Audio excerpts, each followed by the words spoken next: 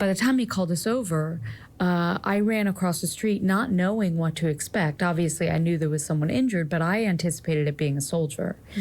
And although there were civilians crossing steadily, and even during the strike, I mean, because nothing was shielded, so people had to continue to move. And so when I got there, I came upon these four.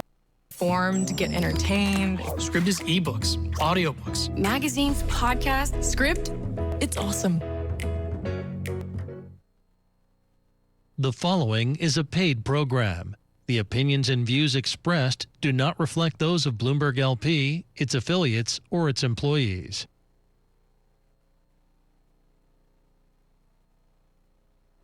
Hi, I'm Jane King, and this is New to the Street, in person back here at the NASDAQ market site in New York City. This show is all about public, private, blockchain companies, the CEOs, the founders, and the innovators, bringing you lots of opportunities to consider. Here we go.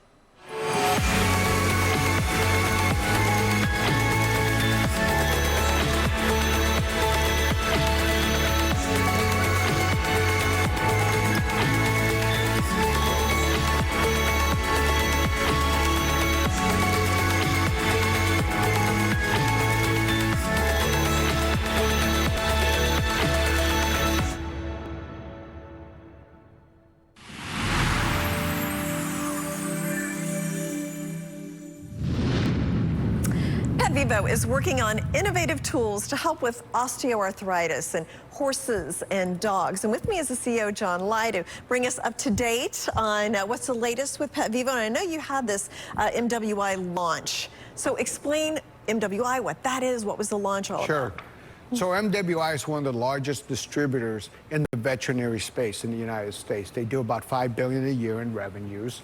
They have a very well-educated sales team. They're very well trained, but they're unique in the sense that they have a division called Acurx, which educates veterinary doctors and allows for continued education, accreditations, and so on.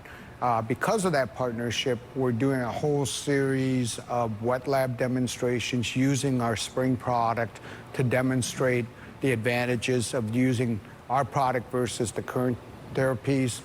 And we started rolling that out literally this week. Okay. Yeah. And that's going smoothly?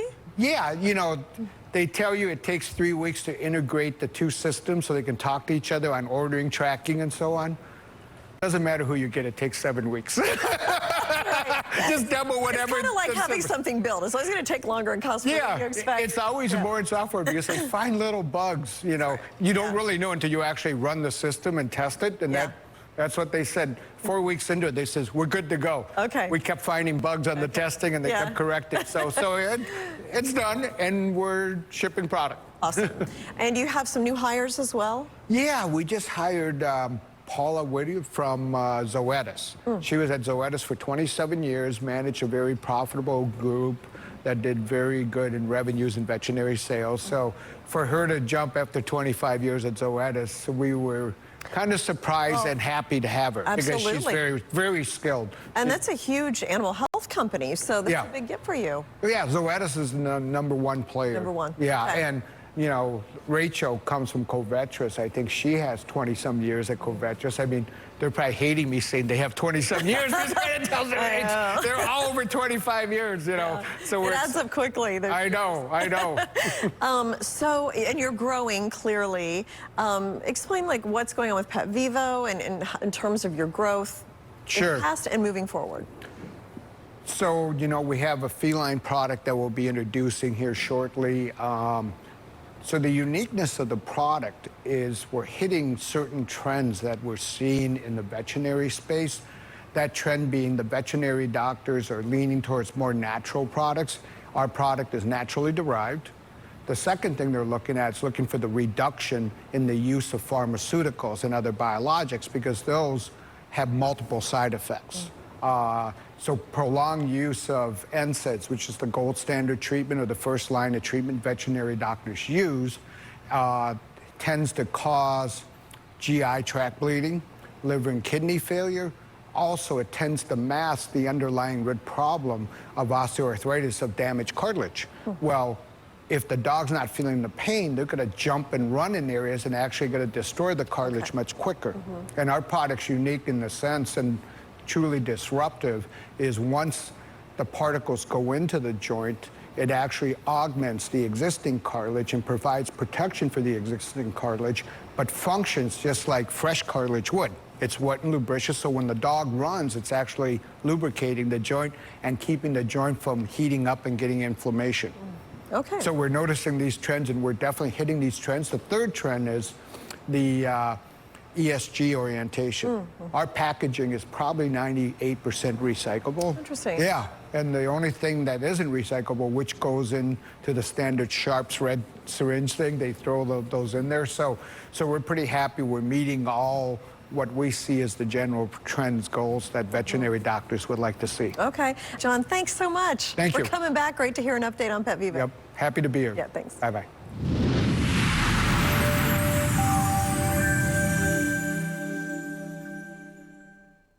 Thousands of people use Phantom every day to access DeFi, NFT, Metaverse, and GameFi decentralized applications. On Phantom, you can trade, lend, and borrow in a fully decentralized way with instant speed and near zero fees. Whether you're an artist or a collector, there's a rich and accessible NFT ecosystem to explore. Join your friends in the Metaverse for exciting digital experiences or play revolutionary Web3 games. Join Phantom today.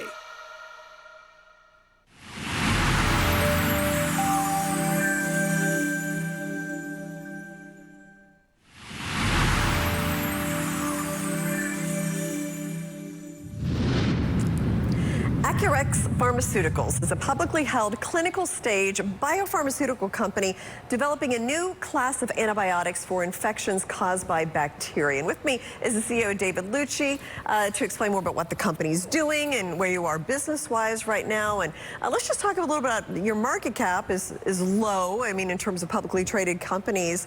And then Summit Therapeutics, which is also working on a similar drug as you are, but actually failed phase 3, but they have a larger market cap. So how do you see that discrepancy? Well, Summit Therapeutics has been around for a long time, as you know, on the NASDAQ. They did fail phase 3. They're analyzing their data, and they're looking for niche indications, as I understand it, down the line from frontline therapy in C. difficile, patients with autoimmune disorders, patients who have been multiple COVID patients, microbiome-related problematic patients. So it's all where they originally wanted to be a frontline therapy company because it's $1 billion opportunity frontline, and now they're, unfortunately, with their phase 3 data, they're down the line. But we wish them well, and we hope that their product gets approved, just like we hope well for our product, because it'll be better for patients with C. diff. Sure. So let's talk about C. diff a little bit, because I didn't know much about this. What is that? What is your treatment that treats that? So C. difficile bacteria is in the class of bacteria called Firmicutes, which some level of Firmicutes are required in your microbiome. You have 6 classes of bacteria in your microbiome. That's positive bacteria that makes you not get infected by, every bacteria that comes through your system, your GI tract. It protects you from getting diabetes and cancer and other diseases. Unfortunately, the C. difficile, which is one of the Firmicutes, when it colonizes, because of an imbalance in your microbiome, it colonizes through your GI tract in your colon, and it kills 29,000 people a year. Most people get it either in a hospital setting or in a nursing home. Interesting.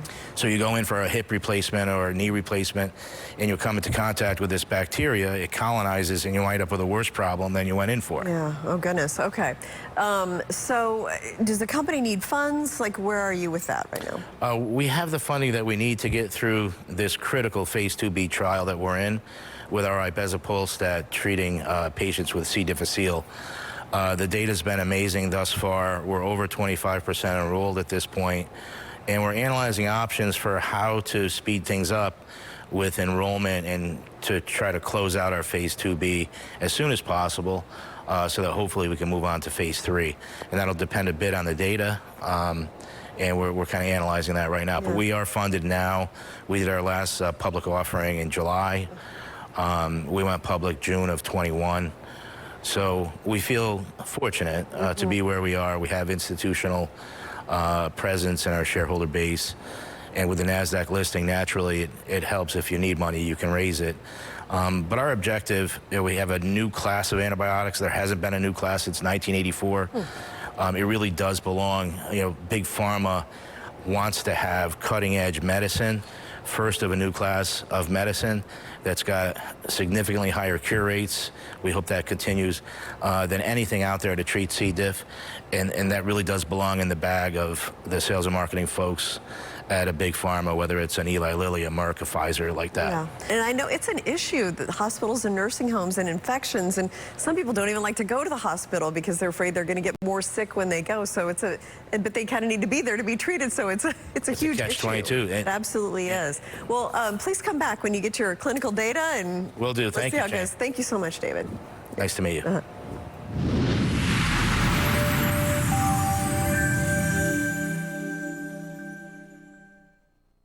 Coastal Capital focuses on equipment-based lending, lines of credit, and working capital. I founded my company based on the belief of partnerships. If we didn't have partnerships and trust and relationships, nothing would move forward. We really like to get to know the core of the client. We want to know who we're working with. We believe in a story, and that's why we call ourselves a story time lender. Coastal Capital is financing you can trust.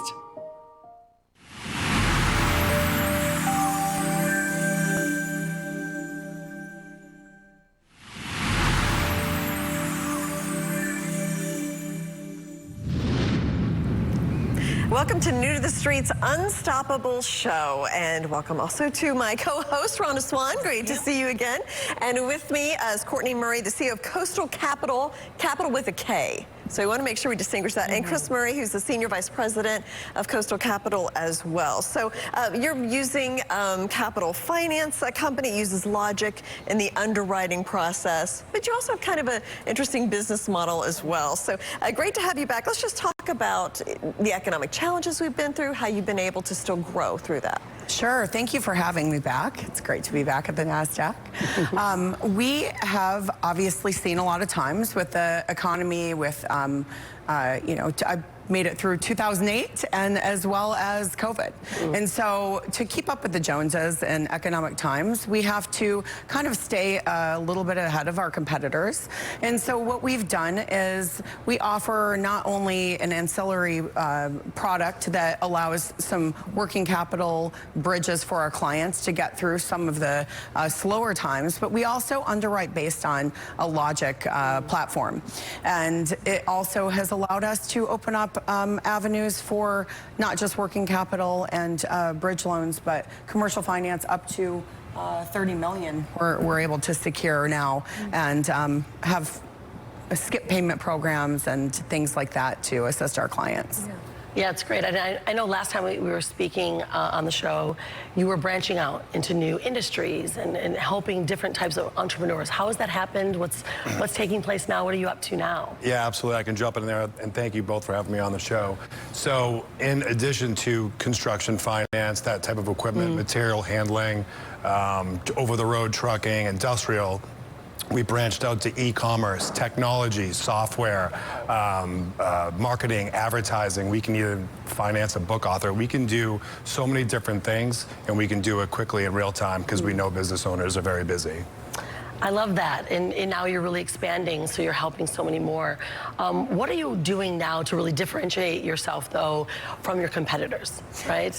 Yeah, so we do call ourselves the Storytime Lender, and we really look for 5 things. So we don't like to look at just a credit base. A lot of people don't want to just be a number and a score. So we look at not only personal credit, the volume of the credit, but we look at their business credit, whether the piece of equipment they're purchasing is a necessity or an accessory, how they're going to market that for revenue stream. And the most important is if they're involved in their business. We like sweat equity. We like people who are involved, they know what's what's going on to the day-to-day and watch their companies grow, because those seem to be the most successful. So sometimes you have somebody who may have had like what we like to call a hiccup. Yep, credit. And we don't want to score them on a hiccup. We want to score them on an overall perspective, and that's what sets us apart from our competitors. So impressive. Yeah. That's great. And you can both chime in on this. What's next for Coastal Capital? You want to start? Sure. Yeah. I mean, I would say the most important part is just really increasing our internal lines, growing as a company. We're expanding our offices with more employees, and as we expand our own internal funding lines, there'll be more that we can do for more business owners. Wow. Yep, we have opened up some lines for women in business funding, and like we said, some ancillary products, which consist of marketing and media platforms that we never had before, book author platforms that we never knew we would be, thriving in. And so it's exciting to stamp our own approvals. That's our own internal line. So if I ever write a book, I'll know where yeah, it goes. definitely. Thank you so much, Chris and Courtney. Thank you. Thanks for having us. Thanks for having us again. Yep. Yeah.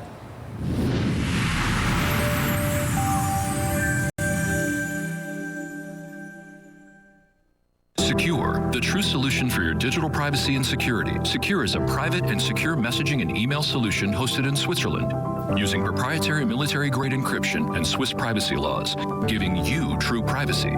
Secure doesn't collect or sell your data and doesn't require your phone number or any personal data that hackers target. You can message and email non-secure users privately without the need for others to download Secure. Visit secure.com. Regain and protect your privacy today.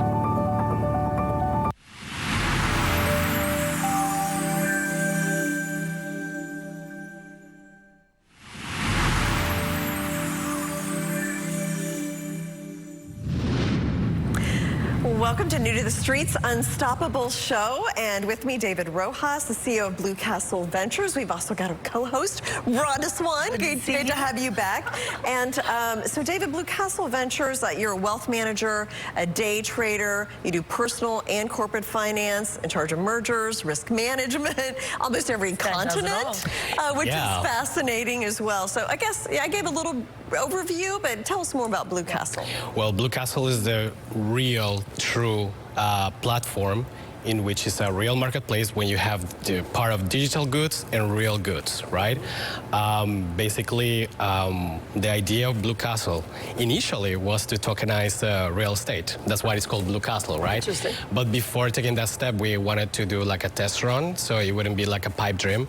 So we started like doing it with smaller things. So right now we are mainly in the NFT business, but no in the traditional way that other companies are doing that right now. Okay, so tell me about what do you think what's going on with the crypto market? There's been so much shift and change, a lot of talk. Where do you see this industry going and what's taking place now? Well, the problem with the cryptocurrencies is that there is no real collateral behind it. So basically you're trading air. And the only ones who are profiting from this are the exchange, right? So that's why 9 of every 10 people lose money with cryptocurrencies, because they don't have a sense of what is going on. It's basically the same phenomenon that we saw maybe 10 years ago with FX trading, with Forex trading. And oh yeah, you could see like many ads about Forex, and still today we have that. Maybe even before with stock trade. The only difference among those three is that if you do stock trading, there are real companies behind. If you do FX market, there are real currencies behind. But with cryptocurrencies, there is nothing behind. So that is why right now, most of those companies are either broke or their CEOs are running from the police. So yeah, so no, and it's, there have been so many scandals, and people have, because there's not a clear legislation on them. So that's why I think that it's the use of the blockchain technology that is being used not in the proper way. So we're trying to change that. Interesting. Oh, I like that. So how are you changing that? I know you do something different with your NFTs. Like, what makes Blue Castle so different? So basically, we're taking the blockchain technology, our platform, to use it for what it is meant to, which is security, right? And we are trading physical assets. So we start with NFTs. We're talking about real paintings. So people are actually buying something that has a real collateral. We're using the same system to, like, you know, keep up the fashion that people just, oh, I know what an NFT is and all of that. But we're changing that certificate in a digital certificate in the blockchain. So people are really actually buying something. They are able to either resell it for more money or just keep it at home. I have like 3 of those in my home. Like I just bought a home, so I have them there. And it's great because also we are not just a company that is like 100% profited for ourselves, because with exchanges you see only like the CEOs getting really rich, right? But in our case, we are giving back a little bit to our customers because they are the ones who are making our company happen. So think about our company like a very, like if you think the best airline, right, in the points reward. We are something like that. So with our points, because basically what you do is buy our points, right? You use them to buy or sell whatever we're selling there, which is a physical asset in a digital world. But also if you stay with us, we share part of the profit of our company. So that has given us some revenue and some money to create other products and start growing towards the other industries that Blue Castle wants to be in the future. Well, great to hear about Blue Castle. Thank you so much, David. Thank you, Rhonda. Yeah, thank you. I'm excited Thank to see you what for you the guys are going to do invitation. next. Yeah.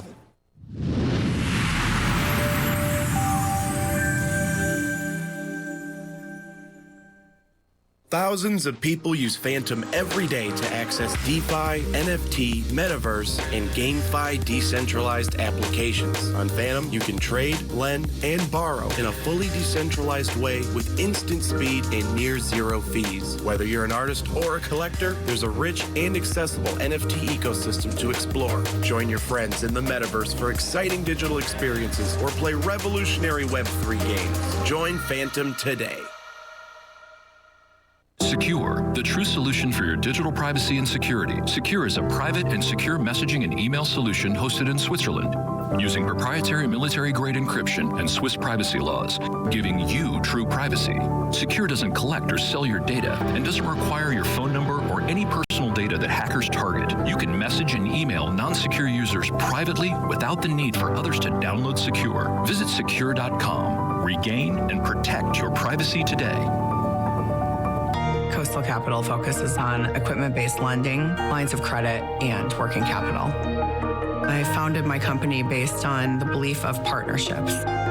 If we didn't have partnerships and trust and relationships, nothing would move forward. We really like to get to know the core of the client. We want to know who we're working with. We believe in a story, and that's why we call ourselves a story time lender. Coastal Capital is financing you can trust.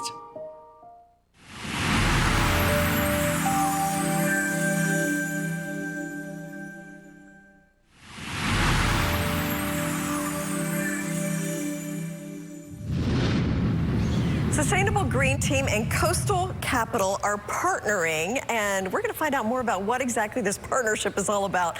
With me, co-host of Unstoppable, Rhonda Swan. Great to have you back. We've also got Courtney Murray, the CEO of Coastal Capital, Michael Meady, Chief Financial Officer of Sustainable Green Team, and also Tony Rayner, the CEO. So let's just start with your partnering on products that make people happy, and really some important products. So let's talk about what your unique partnership is all about. Well, I got to tell you, when you're in a business with the name Sustainable Green Team, there's a lot of, you feel responsibility to that. And, having a sustainable business that has a very heavy, intensive equipment in manufacturing, and finding the right relationships to work together and funding your vision, and when you find that right niche or the person or entity that really gets it, man, you really want to build on that. And when we met with Courtney and her husband, we really were shocked on how well they understood the equipment, finance, and everything else. So it's been good. Yeah, awesome. I know that in finance you talk so often about other people's money, right? Which is why the two of you are partnering. Why would a company though like SGTM need funding or want to partner with a funding and a financing company like Courtney's? So that's one of my favorite topics is OPM.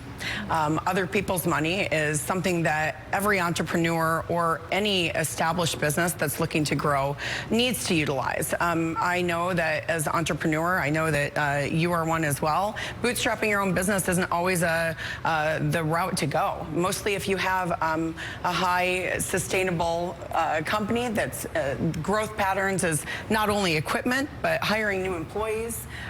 You need working capital for certain things. I always love to say you would never pay for an employee up front. Why would you do that? You want to see what they're going to do to perform. And so that's the same thing with buying equipment. You want to make sure that it's the right fit for you, cost effective and things like that moving forward with the company. So with Tony's expansion and us being there in Florida and both partnership and trying to create happiness, we were kind of perfect partners at the time. Well, listen, Michael, explain what it is you're doing, the Sustainable Green Team, because I think we talked kind of about your partnership, but what is it that you're doing as a company?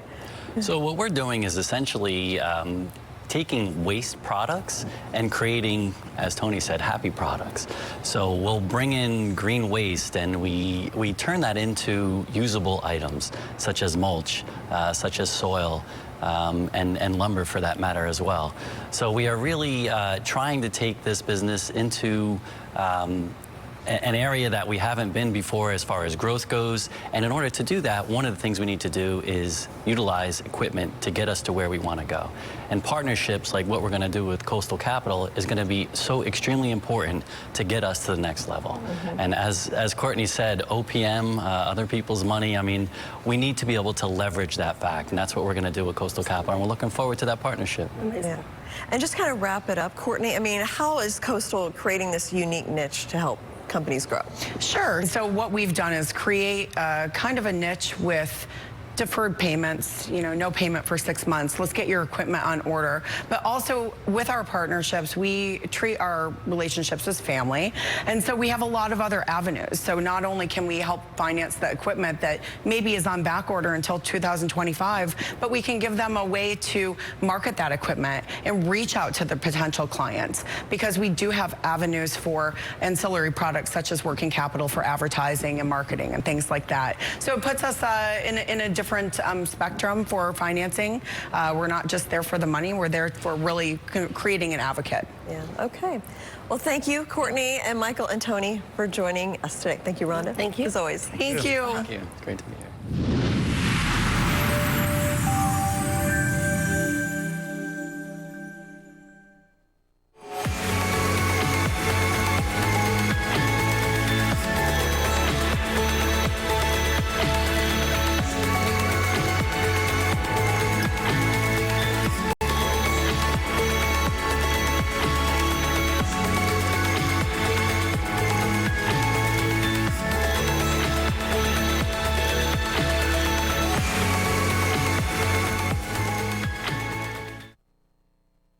The proceeding was a paid program. The opinions and views expressed do not reflect those of Bloomberg LP, its affiliates, or its employees. Today's CFOs are reshaping the C-suite, positioning companies to meet the next generation of challenges, breaking out of traditional roles. One of the most important things is looking around the corner. Look for Chief Future Officer on Bloomberg. Team, I need a volunteer. We need promotional products. I'm on it. 4imprint makes promotional product success easy. For high-quality items, go to 4imprint.com. 4imprint, for certain.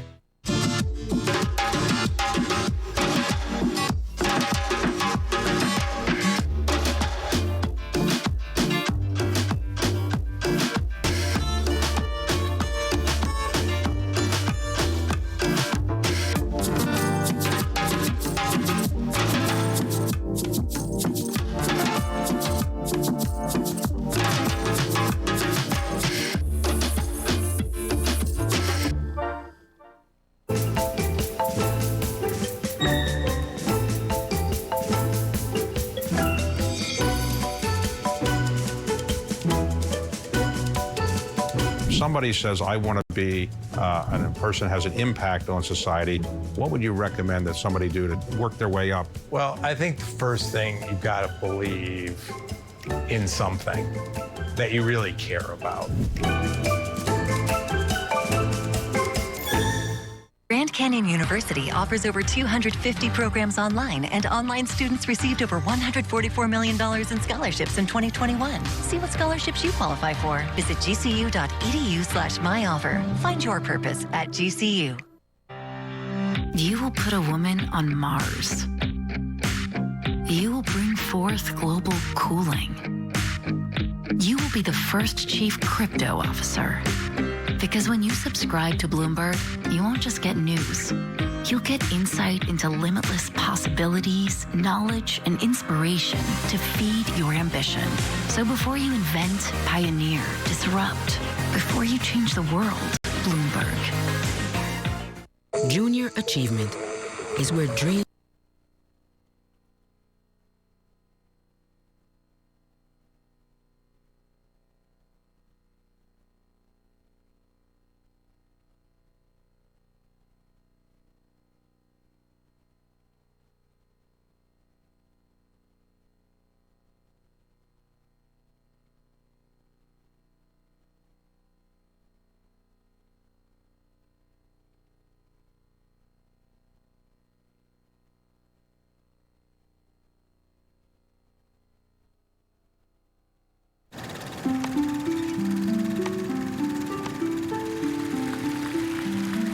The legacies of former UCLA greats like Arthur Ashe, Jackie Robinson, Kareem Abdul-Jabbar, and Jackie Joyner-Kersee have had a wide-ranging impact on society well beyond the Westwood campus.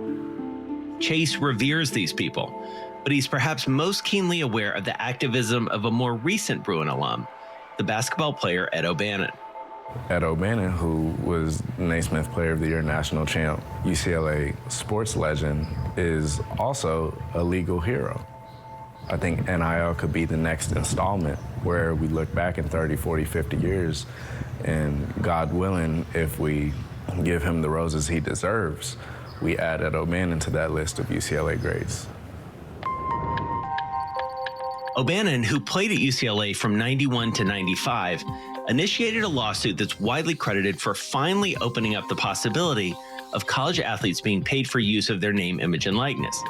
He sued the NCAA and video game publisher EA for antitrust violations, arguing that athletes should be entitled to financial compensation when schools use their likeness for gain. In 2014, a judge ruled in his favor. I don't think he was congratulating you. What was your call? And then, on an episode of The Shop, surrounded by O'Bannon, Diana Taurasi, and LeBron James, California Governor Gavin Newsom signed the first ultimately successful legislation to allow athletes to receive endorsement deals. The Fair Pay to Play Act led other states to follow suit and ultimately led the NCAA in 2021 to relent, seemingly reluctantly.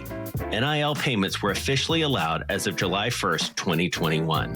Today is the last day where name, image, and likeness laws will not be on the books, and kids will not be, if you will, not allowed to make money off of their name, image, and likeness. Making money from jersey sales and endorsement deals is a way for players to share in the massively lucrative world of college athletics. This NIL thing is the wild, wild west. The NIL change felt like many things that happened very slowly and then it happened very fast. And I wonder for you, having contemplated that maybe this was coming at some point, how prepared were you? What was your mindset when the switch flipped? Right. I mean, I still think everyone's trying to get prepared for that industry. It's still sort of like a wild, wild west. I wasn't really expecting anything. I was more just thinking about, honestly, getting ready for that season and capitalizing on everything that was happening. When NIL hit and it turned out I had action, I was like, oh, okay, well, after this degree deal, which was fantastic, I was like, okay, I see how I can be a staple in this game, and I see how I can get better over time. That's why I teamed up with my friends at Shell. And then Shell deal hit, and then Boost Mobile deal hit. And then you keep on building clear cover. Like, you keep on building, and you get better in the meetings. And most of all, you start seeing where your value can be best placed in these new opportunities. The headlines and storylines in the aftermath of the NIL change introduced visions of instant millionaires strolling campuses across the nation. You might think the NIL Athlete of the Year lives in splendor, or at least in one of those athletic palaces that put most of our college dorms to shame. Well, it's all relative to Chase. All right, Jason. So here we are, world headquarters. Yep, this is where it all happens. So this is the kitchen right here. I actually really enjoy cooking. Oh, yeah? Yeah, this gas oven gets really hot really fast, so I make pizzas in there. This is the best appliance since the iPhone. Air fryer, you can put anything in there. I need to do these dishes right here. So, no trappings of success yet, more a pretty average college dorm room.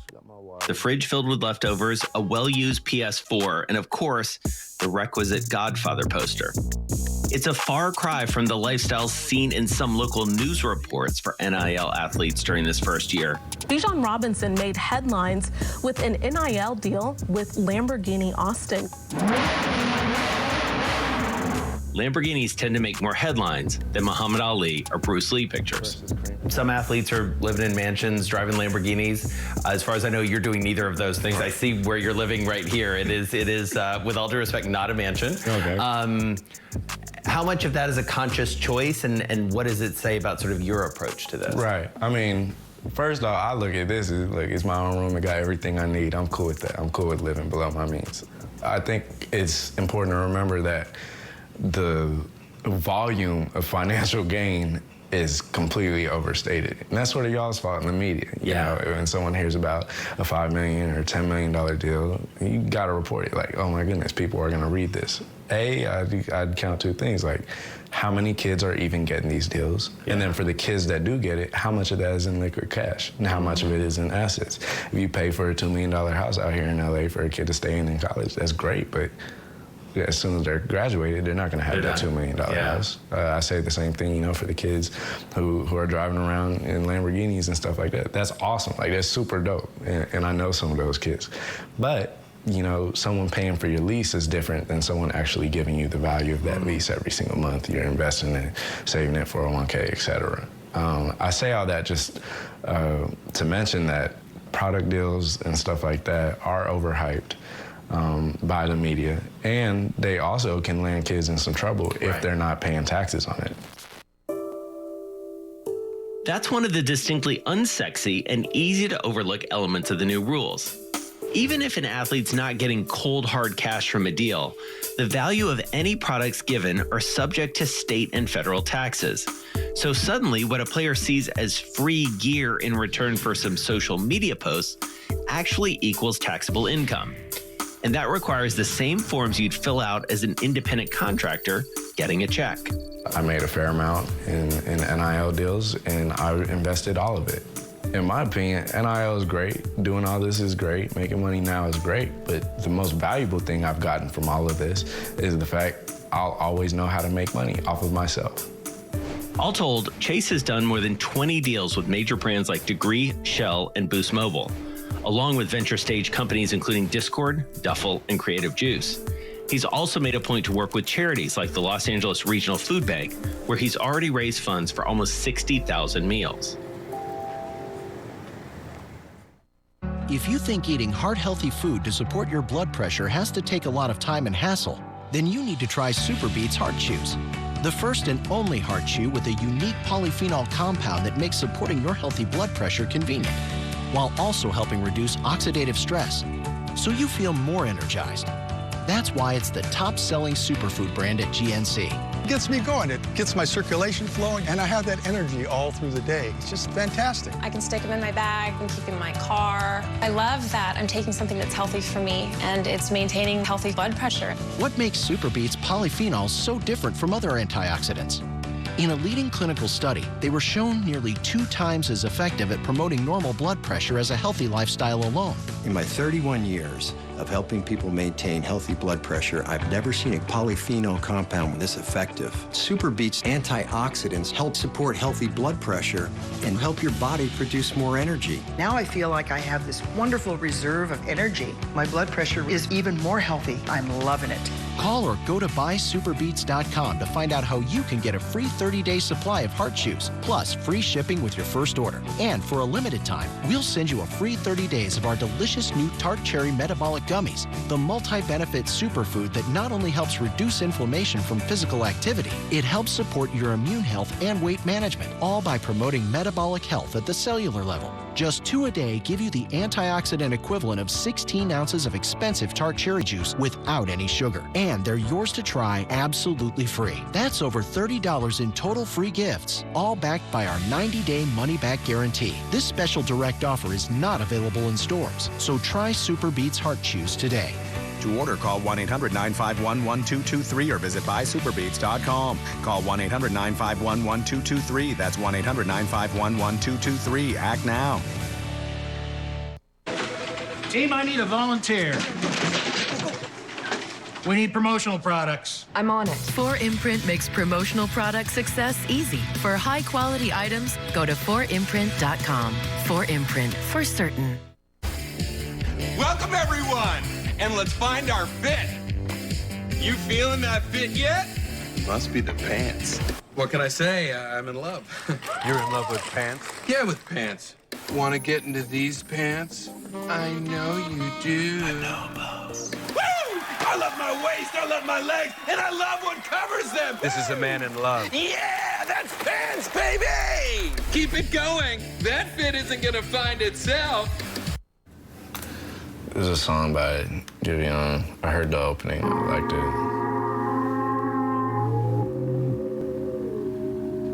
I just took that opening and I pitched it slow, or I think I sped it.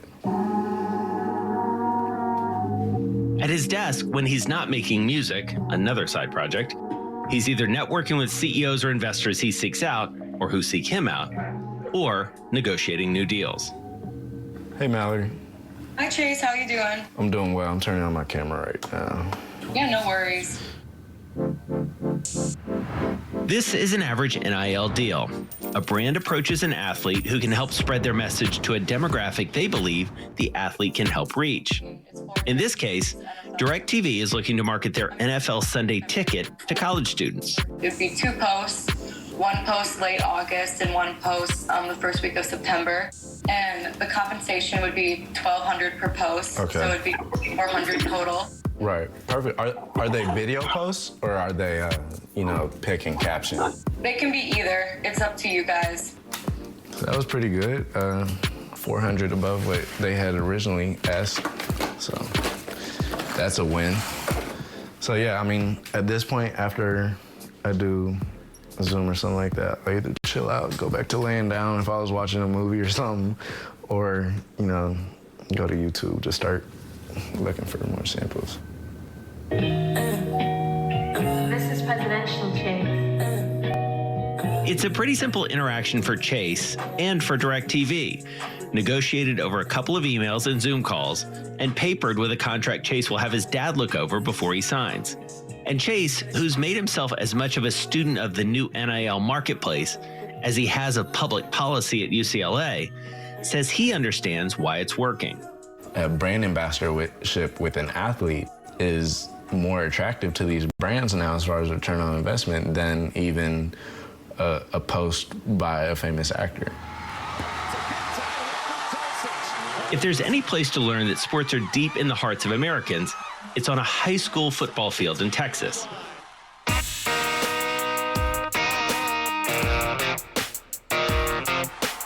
Friday Night Lights in the Lone Star State might be the gridiron equivalent of Frank Sinatra's New York City. Making it there means you're something special. Chase Griffin, quarterback, class of 19, Hutto, Texas. And Chase didn't just make it, he excelled.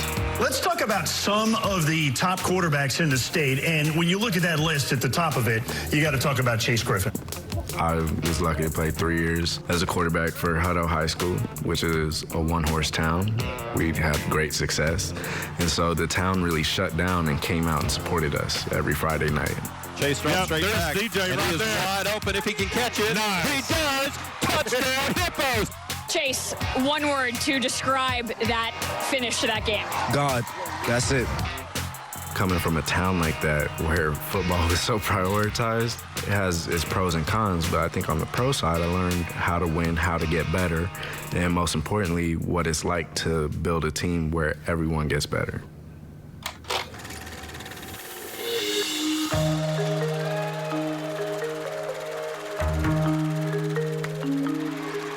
Emulating his UCLA alumni like Robinson, Joyner Kersey, and Abdul-Jabbar, Chase is looking at the impact NIL will have not just for him, but the athletes that will follow. When the predecessors who have come before you have changed the world and made life better for everyone today, you can't help but ask yourself how the actions that you're taking now and the companies and brands in the NIL space that you work with are all cumulatively building something greater than any of us could foresee.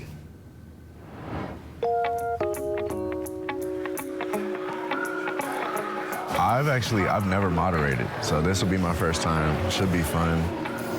I know my handwriting's terrible. The last day of the conference, Chase was asked to co-moderate a panel with Monique Nelson, the CEO for Uniworld Group. All right, I'm excited to be here. Uniworld Group is one of the longest-standing multicultural advertising and marketing agencies in the United States. The firm works with brands like Ford, Home Depot, and Johnson & Johnson to help reach the Black and Brown communities. And they have big ambitions in NIL. For Uniworld Group, the idea of this was pretty epic in that because we serve the undervalued, the overlooked, and the underserved, we knew that this particular group of people would fall into that category. And we plan on being the premier practice for NIL athletes that are looking to do purpose-driven media, advertising, community-level engagement work. UWG launched a program called The Nile to help Black student athletes partner with major brands. But to help them understand how to do that, they brought on Chase to serve as a student athlete executive in residence. For me, I do nothing without tremendous amounts of data for all of our clients. I really wanted to be thoughtful about this practice being very athlete-centric. If I were to build it or anyone on my team were to build it, it would not have the athlete at the core. When you're 18, 19, 20, 21, 22, the best way to have credibility is confidence. And the only way for confidence is to be authentic. I'm actually learning on the job. I'm learning about the brand side of NIL, but I'm also trying to make sure that empowerment and equity is built in, especially for Black student athletes in the NIL world. ROI, return on investment. Both Chase and UWG see NIL deals as something much more than making money for students. It's also a potential investment in a community long overlooked. I think we're getting ready to stock boxes, trying to feed the people of LA. A piece of each of Chase's NIL deals go to his Believe brand campaign, which has raised more than $13,000 for meals for the LA Food Bank backpack program. But athletes giving back is only one side. I'm here with LegalZoom to give you 5 tips on the NIL game plan. UWG and Chase believe having brands investing in the athletes, especially athletes of color, can be a force multiplier for these historically marginalized communities. When you look at the revenue generating sports, football and basketball, 88% of those athletes are Black. So when you're doing stuff to empower student athletes in the NIL space, you're also helping to deliver on your promise. Now, student athletes are not the only ones who should receive this help by any means. But statistically, by doing that, you're going to be delivering on your mission. Additionally, student athletes on average come from lower levels of income. So you're also delivering on that promise. And a lot of these student athletes are first generation. They're first gen college students. Some of them first gen high school diploma. Some of them first time receiving the amount of money that they receive in their families. The this has been a wild first year in NIL. We all knew that there would be bags of cash around, right? There's always been bags of cash. There's cash everywhere. What we know is that that's not sustainable. We know that athletics has an expiration date on it. So for us, inclusion ultimately means this is just a part of you. It is a tremendous part of you, and we are going to celebrate that part of you, but we also know that you're bigger than that. So we want to empower you to live past your expiration date for this part of your life, and quite honestly, have equity in everything that you have poured yourself into as an NIL athlete.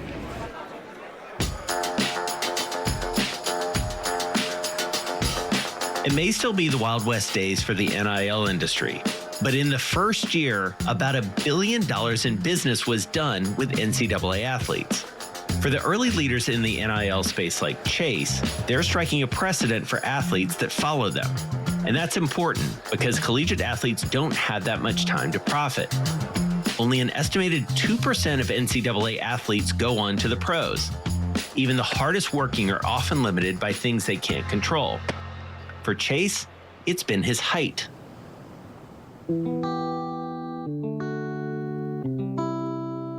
I'm 5'10" now.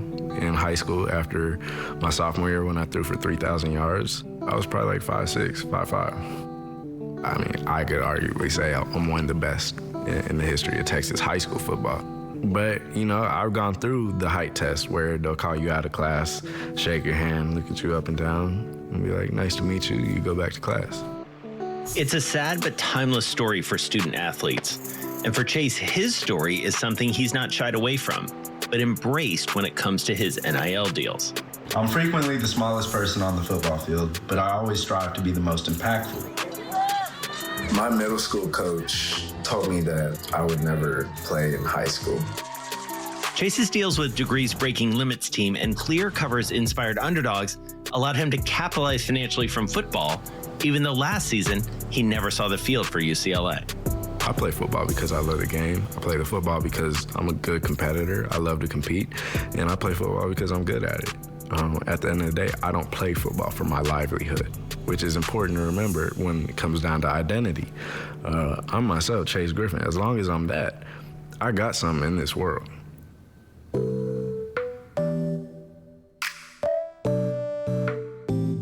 As he moves into the new season and focuses more on football than business, Chase doesn't see much of a differentiation between the two in terms of his mindset. I wouldn't be surprised if I wasn't playing football in 5 years and was running a Fortune 500 company, but I also wouldn't be surprised if I was winning a Super Bowl 5-10 years from now. And either way, I'm gonna keep on working at the tools that would align myself and my future with both. And at the end of the day, you're always gonna have yourself. If you can make profit off of yourself and know where you add value, in any world you're in, you'll be able to adapt and find ways to generate wealth for yourself.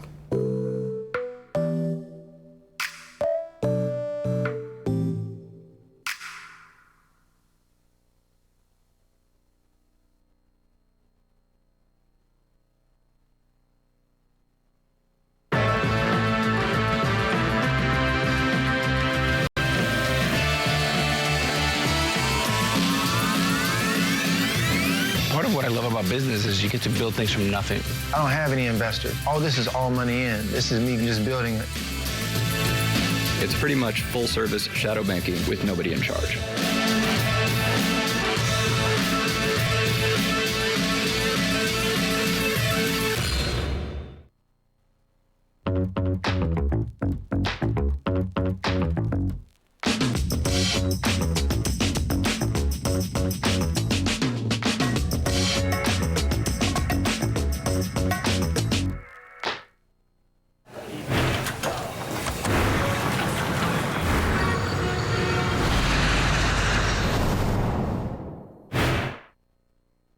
This was your while, Peloton. All the classes and endless motivation to keep you coming back. That's why 91% of households that join Peloton are still active 12 months later. Motivation that moves you. Rent the Peloton Bike or Bike Plus. Terms apply. The Omaha Steaks semi-annual sale is here. Right now, we're offering 50% off site-wide. The only number that hasn't changed is our 100% guarantee that you'll love every bite. And if you've never tried Omaha Steaks, save an extra $30 with promo code FIRSTTIME. Visit omahasteaks.com/TD today. Why wouldn't you want to save 50% on 100% satisfaction? Just a little smart shopping wisdom from Omaha Steaks. What are we supposed to be doing at this age financially? Our CFP was able to identify that there were so many simple things that we could do to make our money work for us. This is something every person should have. I'm Kaylee Lines. And I'm Damian Sassower. Join us each week on our brand new show, The Lineup. If you're betting on the Mets, it's a pretty good return. We'll cover the latest trends in sports betting, the hottest matchups, shifting spreads, and the data you can't find anywhere else. It is crazy how much the money line has changed from the preseason to now. Plus, expert insights from special guests. The Eagles got a gem on their hands. I hate to say it because they're in the NFC East with the Giants. Odds are it'll be your favorite way to stay in the game. Catch The Lineup Fridays and Saturdays only on Bloomberg.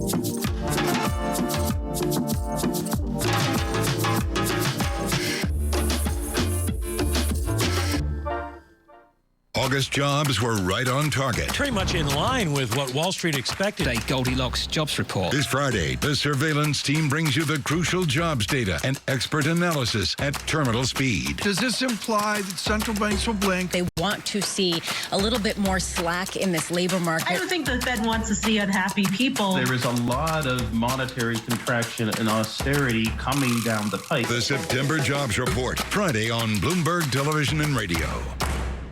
Today's CFOs are reshaping the C-suite, breaking out of traditional roles to become Chief Future Officer. Global logistics is complex. It takes plenty of capital and plenty of focus. Deutsche Post DHL Group CFO Melanie Kreis makes sure her company has both. My role is essentially saying what is working well in this company, where do we have challenges, and what should we do going forward. Chief Future Officer, Wednesday on Bloomberg. Brought to you by Workday. Hello! Good. How are you? It's so great to see you. Thank you so much for doing this. What do you think about all the celebs getting into crypto lately? I think that I think was more last year. So you think it's kind of a wave that passed? No, I don't think so. But I think it's like any time that, frankly, it's when a lot of other people get into crypto, right? Other audiences too. It's when it's in the news a lot. And when does that happen? A lot of times when the prices are going up.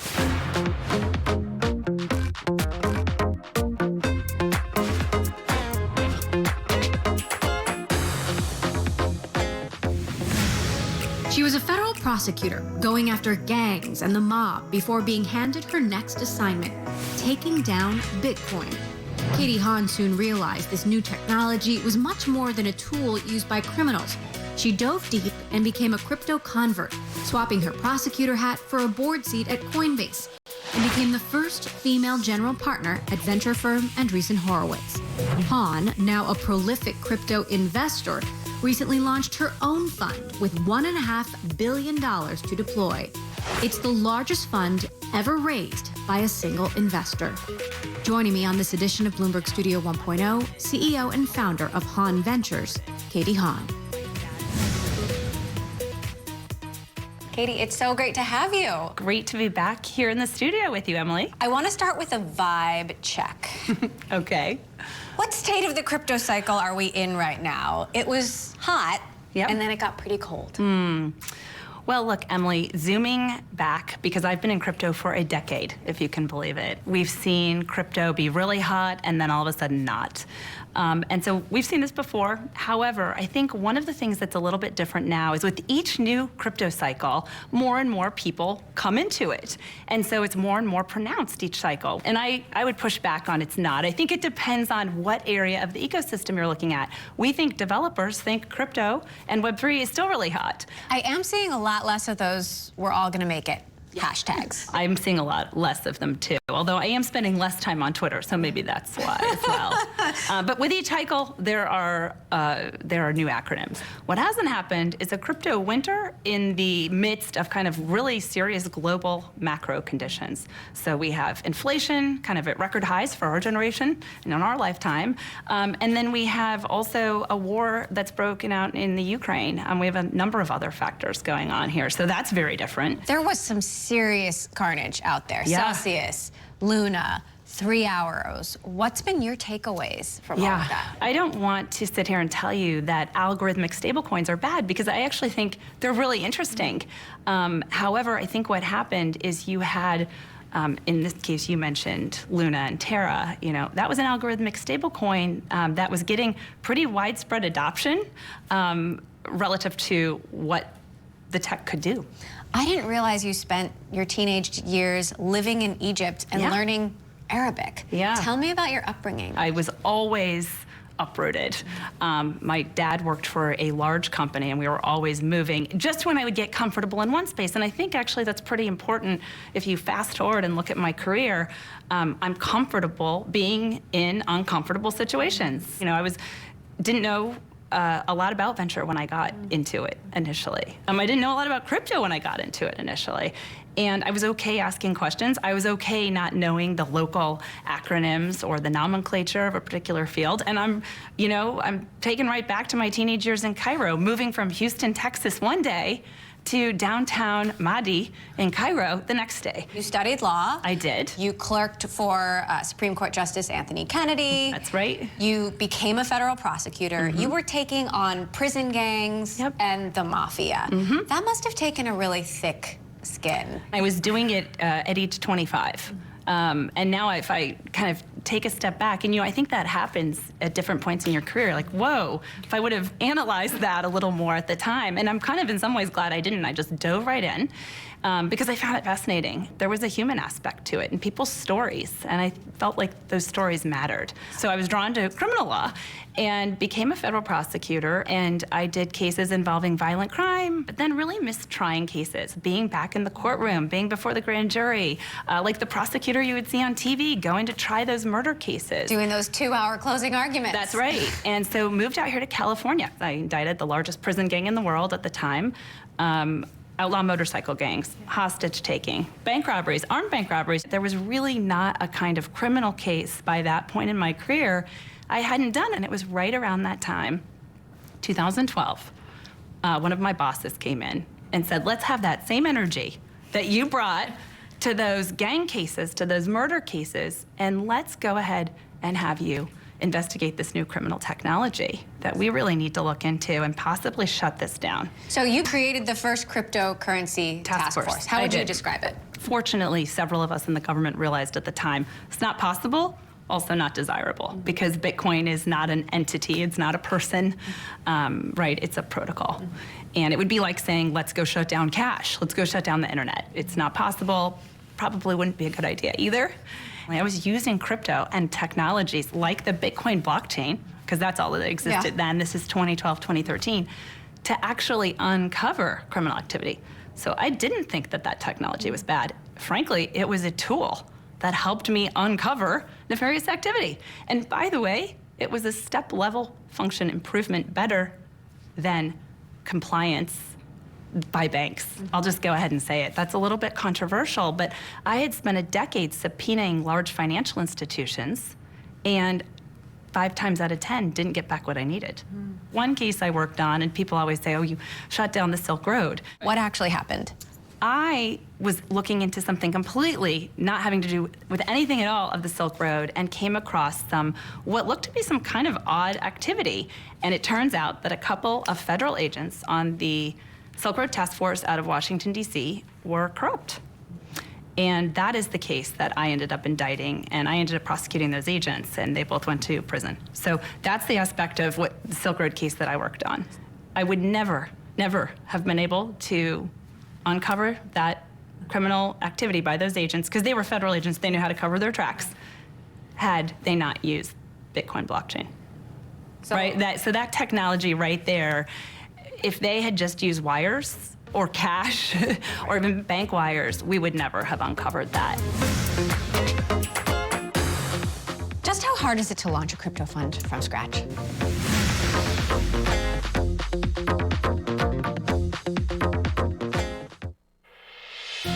Explore the mighty Mississippi River with American Cruise Lines.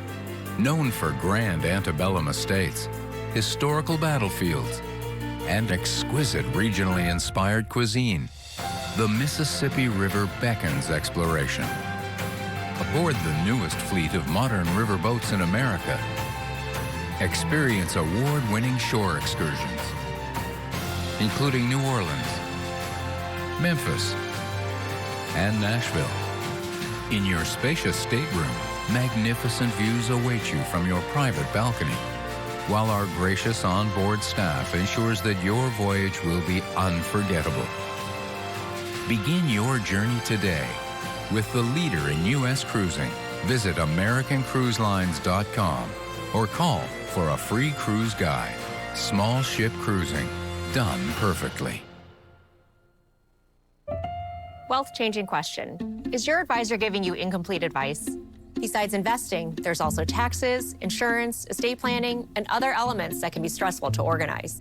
At Creative Planning, we provide all the expertise, all the advice you need, all in-house, ensuring every aspect of your wealth works harder together so you can enjoy your wealth instead of worrying about it. Book your free meeting today at creativeplanning.com. Creative Planning, a richer way to wealth.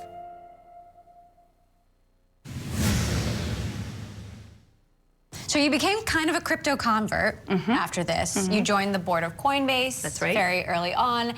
How did you and Coinbase and Brian Armstrong come together? I hosted an event here in San Francisco at the Federal Reserve Bank, and I believe it was there that it wasn't just Brian, it was a lot of what I'll call legitimate actors in crypto who wanted to usher in this new wave, this new ecosystem. And then we brought together the heads of all kinds of agencies, really in an effort to kind of talk about building bridges. You know, the government and the crypto industry were never going to see eye to eye on a lot of things, but we did think there were some commonalities. Coinbase is a company that has suffered. They've been losing share. The valuation of the public markets has plummeted. Why do you think that is, and how do you think it can be fixed? Yeah, well, I think, again, a few things it's tied to. One, a large aspect of Coinbase's business now, of course, is trading revenue, and that's down when prices are down. And, you know, the company's been very transparent about that long before going public. I mean, also, if you look at its S1, it specifically identifies that, and just how volatile crypto cycles are. So I think that's part of it. It's judged, you know, by public markets as a technology stock or as a financial services company. By the way, I think it's both. I think it's not just a financial services company. I think it's so much more. I think it's really a portal to this whole new ecosystem. You were also on the board of OpenSea until recently. There's an insider trading situation or accusation going on there. Coinbase has also had employees accused of insider trading.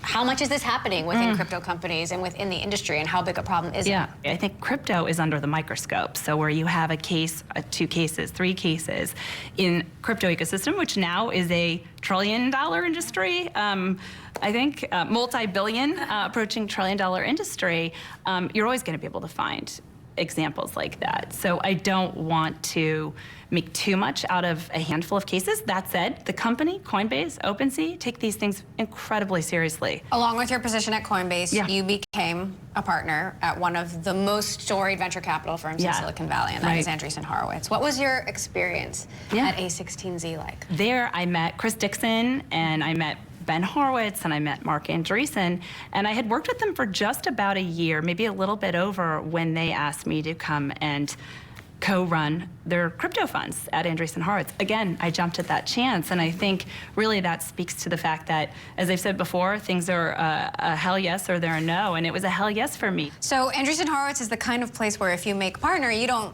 leave. Yeah. How did Mark and Ben respond when you said, I want to leave to start a crypto fund of my own? As you might know, Emily, they're an anchor. They're an anchor check into my fund, and I'm very grateful for that. You know, Mark and Chris and folks like them are also personal LPs. So I felt very supported when I shared that decision. And I will say that it was not running away from Andreessen Horowitz, it was running to another opportunity. And, you know, crypto is not, what do they say? It's not a spectator sport. It's like, you're in it. It skews very young. It's 24/7. It's global. And it's hustle.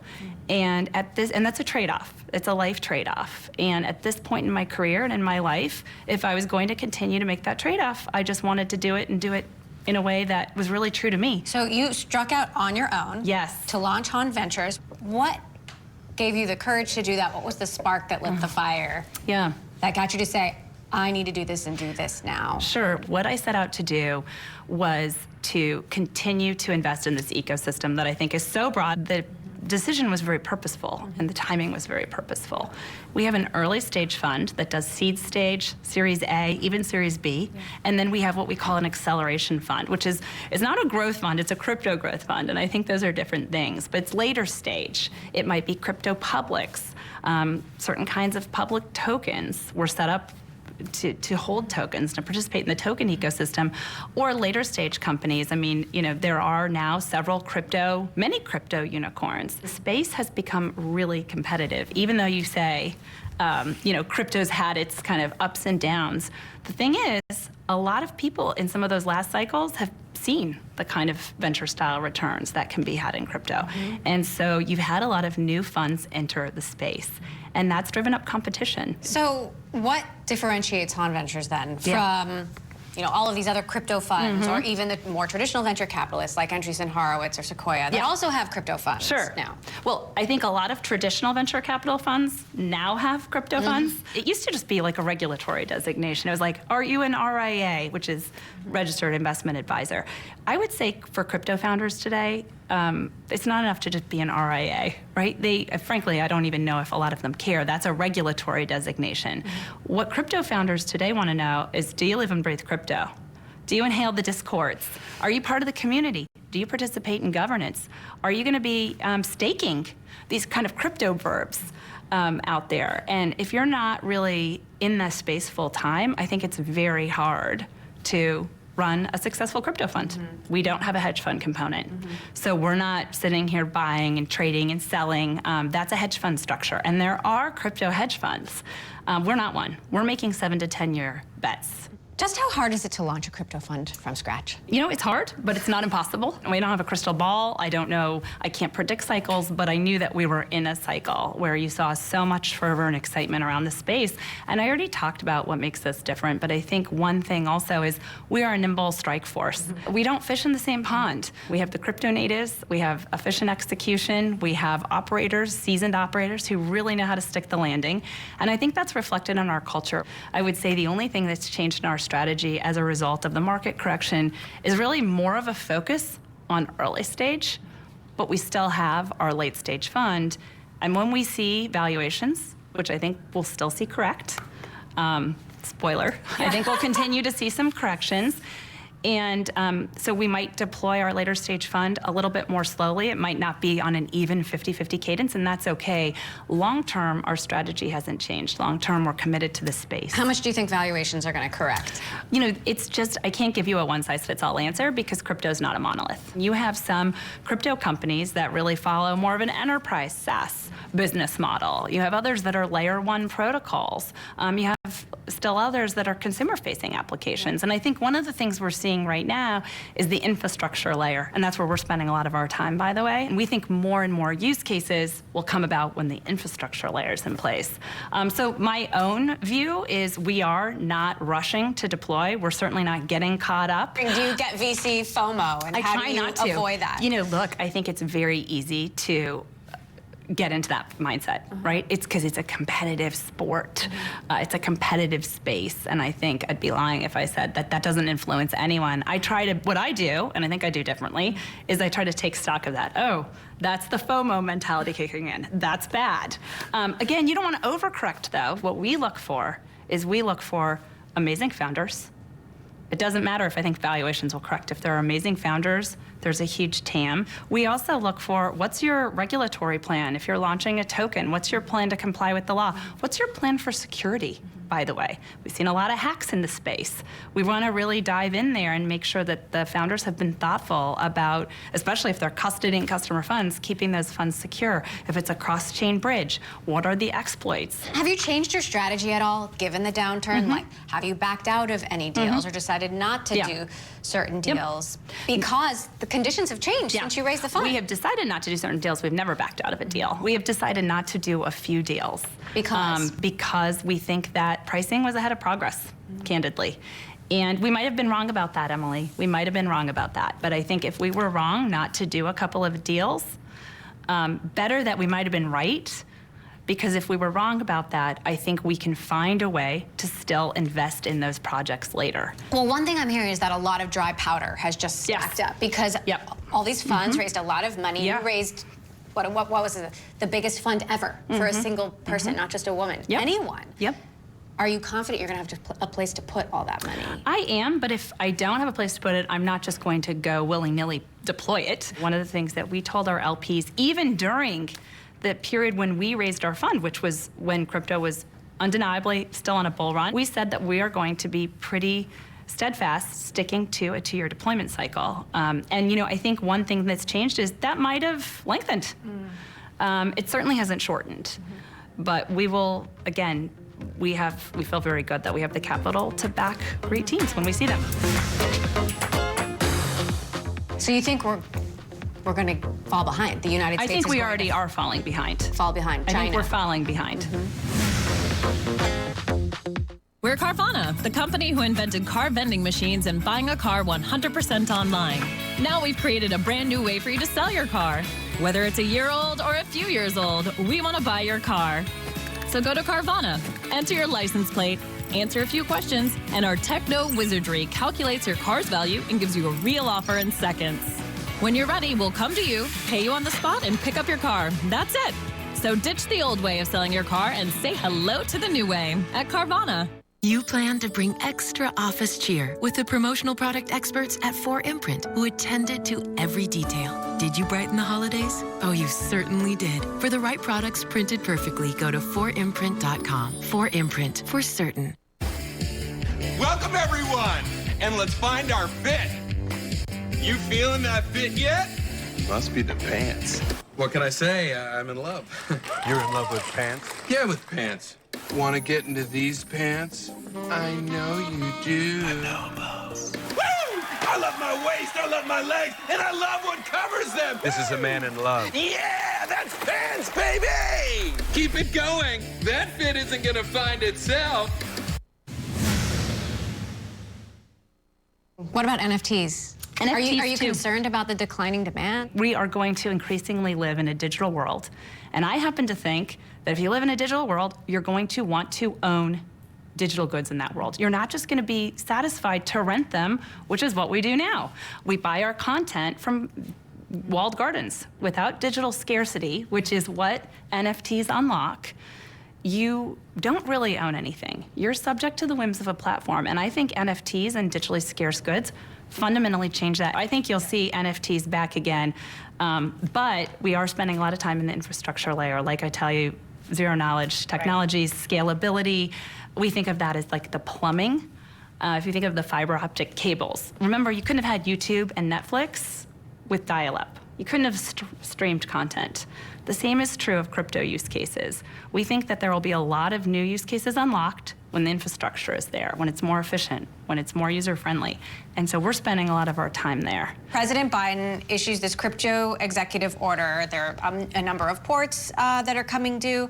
What do you want to see from the administration when it comes to regulation? And are you optimistic that we will get there? Yeah, we were so delighted to see that executive order. This is not something you should normally be delighted about, but why we were is because it was to us a real recognition that this is the US government saying this field isn't going anywhere. This field is growing, and it's growing so much that we are going to direct every single agency in the federal government to come up with a plan here. I think, you know, we take a step forward, but then you see, you know, we're a big government, we're a big system. We have states, we have local entities. So we take a step forward with the EO, And then we take some steps back sometimes too. And I think what I see is crypto founders are confused by that. They're starting to think, well, I could go to this jurisdiction where there's a single regulator and you don't have 50 states with different rules. It's the US government that needs to start taking stock of the fact that right now, Emily, in China, there's 250 million eCNY wallets, 250 million. We're still talking about whether there should be a government central bank digital currency. We're still studying that. So you think we're going to fall behind? The United States? I think we already are falling behind. Fall behind China? I think we're falling behind. What are the dangers of falling behind China and the rest of the world? This is years ahead, so I don't want people to take a headline and say, oh, I think the US dollar will be, no longer the global currency, reserve global currency. I'm not saying that now, but fast forward decades, and if you no longer need to use the dollar because you have an alternative, I think that's a real problem. What would we use instead? Well, I think that there are going to be stable coins out there that people who have access to a smartphone will use. There is a demand for it. We see a 285% year-over-year growth with stablecoins. So people are clearly liking the idea of this. Now, again, there have been some spectacular failures too, but not all stablecoins are created the same. But I think the important thing is that we really do need to not just quash innovation. What do you think of how Gary Gensler, the chair of the SEC, and how he's approaching it? One of the things that I hear from founders is that they're very confused because they get told, come in, register, just come in and talk to us. But you have the one company who's done the ultimate act of going in and registering. Coinbase filed an S1. And still, there's a lot of saber rattling still going on, I think. And again, I don't want to single out the SEC, and I don't want to suggest that anything they're doing is bad. I do think, though, that right now there's a lot of confusion. And one of the pieces of confusion stems from the fact that, and it started with the ICO mania back in, 2016, 2017, I can't even remember which year now, where the SEC was very loud about securities. A lot of them were securities, but the space has changed. And so to still view it through the ICO lens when so much has happened over the last 5 years in the space, I think is a mistake. What do you have to say to the skeptics out there who just don't believe in the future of Web3 and don't see where this is going? Yeah. I would say don't judge the current state of innovation by the end state of innovation. I hear from a lot of these skeptics, and by the way, I'm friends with a lot of these skeptics too. I don't only want to live in a crypto bubble. They want to see the use cases, especially if they're not technical. Well, when am I going to use it? What will I use it for? And I think one of the things that's not appreciated is how quickly the infrastructure here is catching up. And once you have once you have really scalable blockchains that can handle a lot of throughput and are very efficient, I think that unlocks a whole lot of use cases. People are spending more time on screens. That curve is up and to the right. Whether we like it or not, that is the future. I mean, those who have kids know that kids spend more time online. They want digital things too.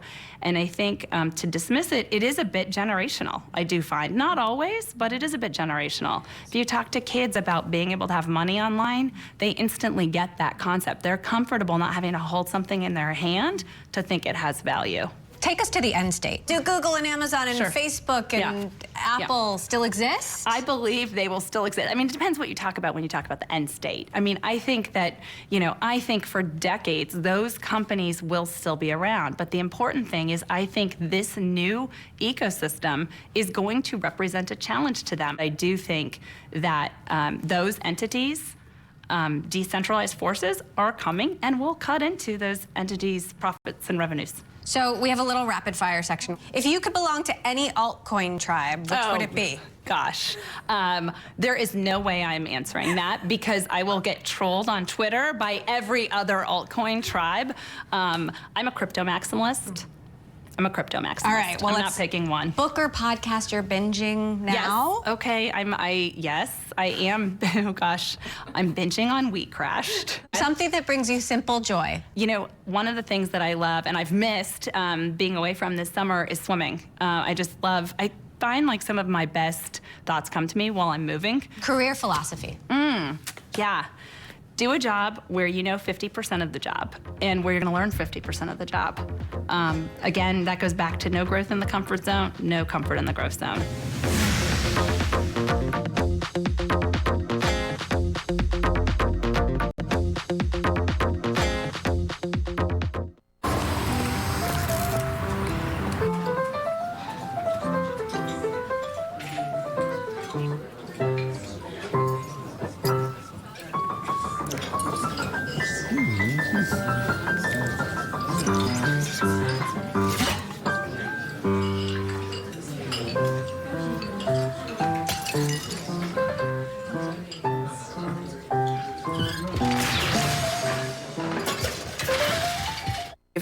I got this.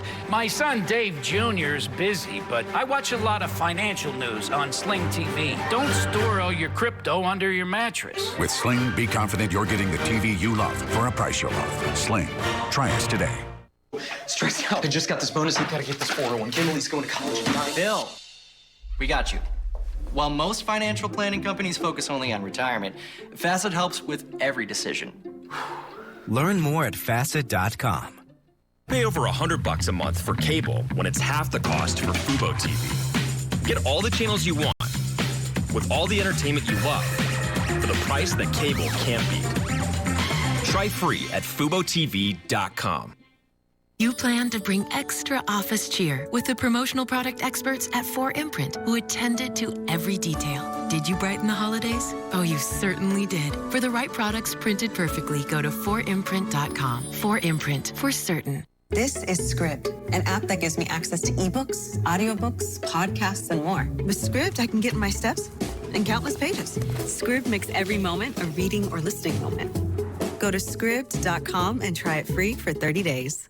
Power, policy, politics. From the White House to the Hill, Bloomberg covers the leaders in legislation. That was really a tectonic shift for this White House. The theory of this bill, as I understand it, is there'll be a multiplier effect. How did Democrats mobilize specifically younger voters? Bringing you the political news you need to know. The president has made it very clear that this is a significant focus.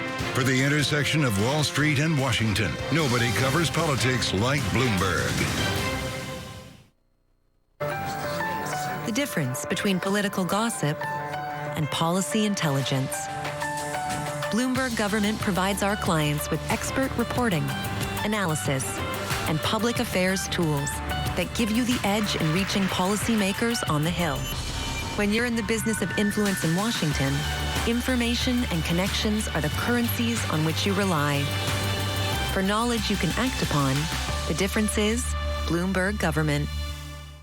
I'm Kaylee Lines. And I'm Damian Sassower. Join us each week on our brand new show, The Lineup. If you're betting on the Mets, it's a pretty good return. We'll cover the latest trends in sports betting, the hottest matchups, shifting spreads, and the data you can't find anywhere else. It is crazy how much the money line has changed from the preseason to now. Plus, expert insights from special guests. The Eagles got a gem on their hands. I hate to say it because they're in the NFC East with the Giants. Odds are it'll be your favorite way to stay in the game. Catch The Lineup Fridays and Saturdays only on Bloomberg.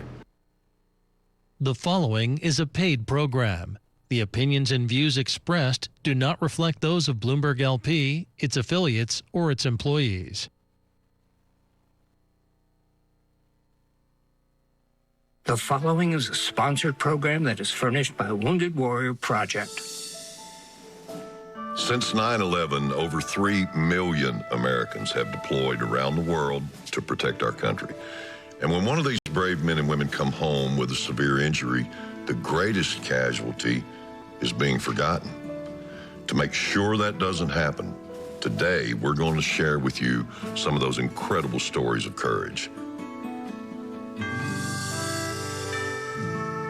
I'm Trace Adkins, and I've been supporting Wounded Warrior Project for over 10 years to honor and empower those who served and sacrificed so much for us. And one of those heroes is here with me today. This is Dan Nevins. Hi, Trace. Hello, Dan. I am proud to be here with you, my friend. I'm very proud to be here with you and to know you. I mean, what a hero. In all my years with Wounded Warrior Project, your story is one that really touched me. I want to thank you for your service and your sacrifice. Trace, I want to thank you because you've helped give a voice to hundreds of thousands of Wounded Warriors. You've been an advocate on TV.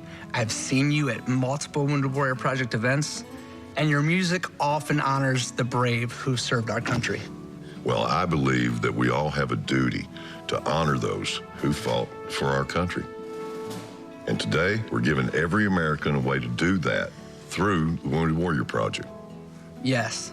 After I was wounded in 2004, they were the first organization to reach out to me. And they've been a vital part of my recovery ever since. And now I want to introduce you to an Army medic named Alan. I wouldn't be alive today if not for the medic who saved my life on the battlefield. So Alan's courageous story is especially inspiring and relevant to me. The events of September 11th directly impacted Alan's life and our family very much. It was the impetus for Alan joining the military, insisting on becoming a combat medic. Another soldier was wounded. Alan left his covered position into open fire and got within 5 meters of this soldier when he was also wounded. Because the firefight was so severe, they could not extract Alan from the battlefront for over 3 hours. I was shocked when I saw him. He was non-responsive. He couldn't move his arms, couldn't move his legs. He really couldn't talk. He had a tracheotomy. But there was life in his eyes, absolutely life in his eyes. Alan was one of the first very seriously wounded that came into Walter Reed Hospital.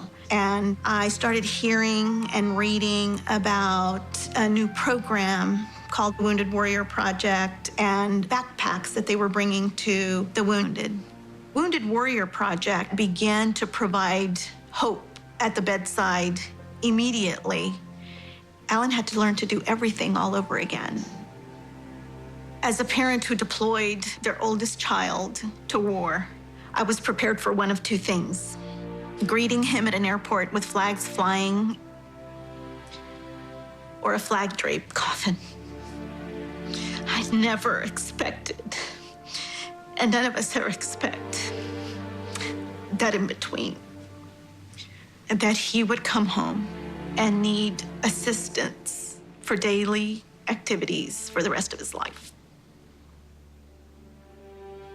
It took Alan almost 2 years to come home, but after that, it's just been nonstop. He's been moving forward ever since. I don't really see myself as a hero. What I did, sure, it was heroic, but it was my job. When I think of Wounded Warrior Project, I think of the direct impact they've had on my family. The first time we attended a ski event, my eyes were open to the possibilities. I do a lot of skiing. It's a wonderful experience. I was just going, and I learned that you can actually ski with your arms. He said, for the first time since I was in a wheelchair, I felt normal. For those folks that give to Wounded Warrior Project, what I would say is I'm very appreciative. I'm a father of a Wounded Warrior soldier, and I cannot say in enough words how grateful I am for your assistance. I'm gonna bring it up. Very good, buddy. Alan earned the Purple Heart and the Bronze Star with V Device for Valor for his actions on the battlefield. He is a true American hero. But Alan became my hero for the battle he continues to fight to get his life back. Yeah, I looked at your homework, what you've been doing, and you've been doing fabulous. That kid is an amazing young man. He's taught me patience, courage, self-sacrifice. It's freaking amazing. You don't realize what you have until you almost lose it. Wow. I know that you all agree that warriors like Alan need our support. So please call or go online right now. Your gift today sends the message that Alan's sacrifice is not forgotten. With your pledge of $19 a month, you become part of our Advanced Guard monthly giving program. And as a thank you for your support, we'll send you this special edition Wounded Warrior Project blanket, only available to donors of today's program. I'm just one of many. So please don't stop giving. I can't imagine my life without Wounded Warrior Project. Like many Wounded Warriors, I met them at my hospital bedside when they showed up with a backpack for me. To this day, that gift was the greatest and most significant gift I've ever received. And it's just another example of how Wounded Warrior Project just understands what veterans like me need. And like everything at Wounded Warrior Project, it's only possible because of the generous Americans who donate. Without the donors, none of this is possible. I just want to say thank you. From the bottom of my heart, thank you. Your donation is an investment in our future. I am so grateful for your generosity. It is a life you're saving, a family you're getting back together. Without Wounded Warrior Project, I wouldn't know how much people really do care and how much they appreciate the sacrifices that soldiers like myself have made. The donors have done so much. The veterans, we love you for it. I don't think that they even know what they've given me. I share in that same immense gratitude, especially for those who decide to call or go online with their gift today. Another warrior you'll be supporting is this next hero named Eric. Eric was a very active little redhead. He was hard to keep up with. As a teenager, he put us through our paces. He was a little troublemaker. So it really surprised us when he decided that he was going to join the military. He wanted to be a combat engineer just like his dad. When I think of heroes, I think integrity, honor, commitment, and loyalty.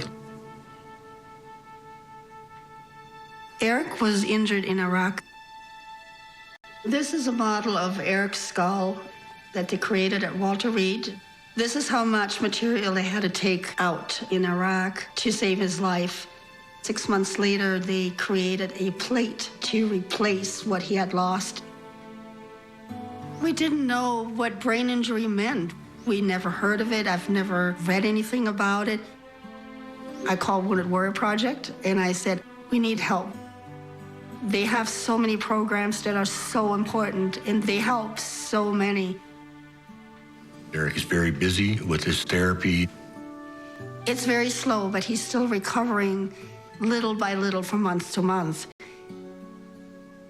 And when you ask him, are you going to give up? He said, never. My brother is my hero. He's an amazing, amazing man. I look up to him every day.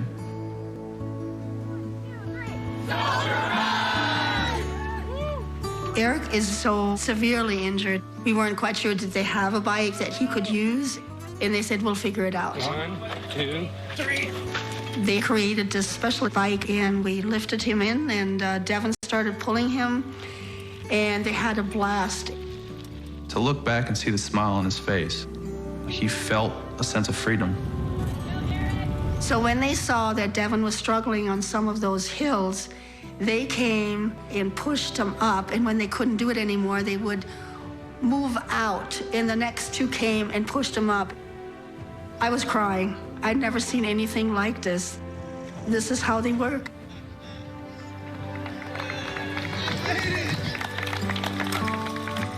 Wounded Warrior Project, they don't leave anybody behind. The Wounded Warrior Project stepped up. They have saved our family. Look at that handsome young man. Eric is very positive and he enjoys life. Are you proud of that one? You earned it. You sure did. You sure did. I'm not sure pride or proud is the right word.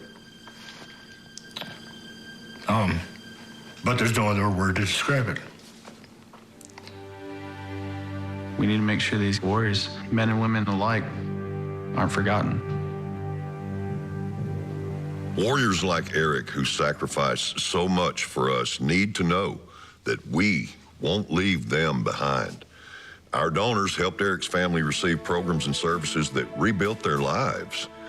Please join those who are already faithfully giving.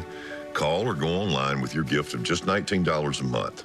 Those of you who do so during today's program only will receive this special edition Wounded Warrior Project blanket as a reminder of the men and women whose lives you're changing. Not just changing, but saving.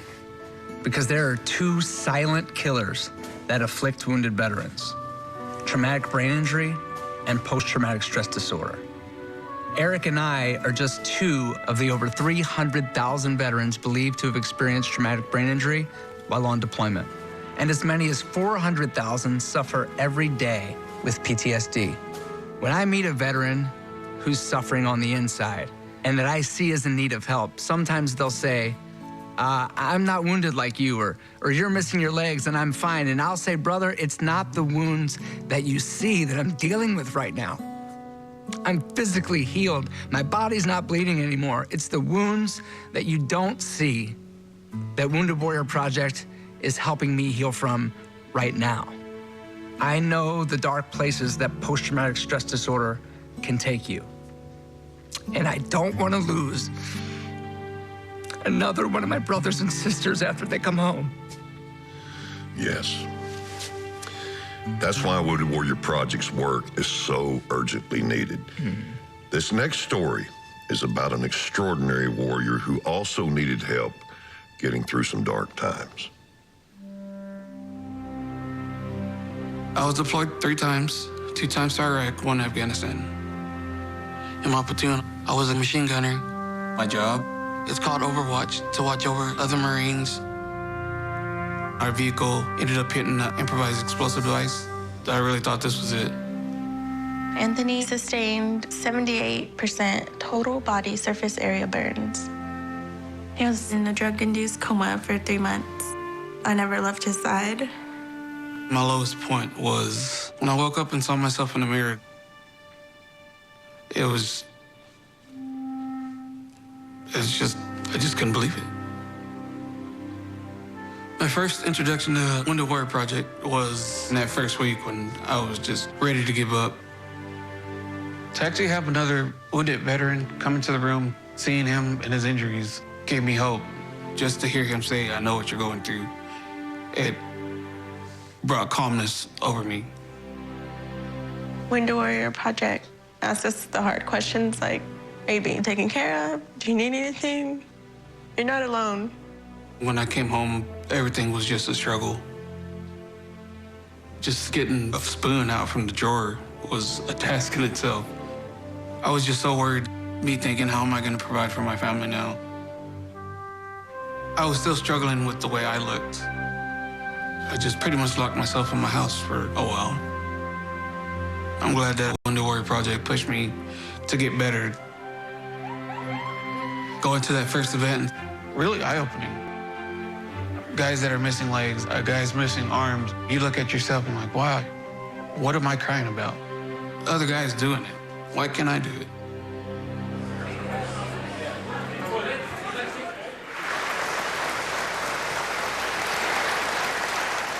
I have 3 loves in my life.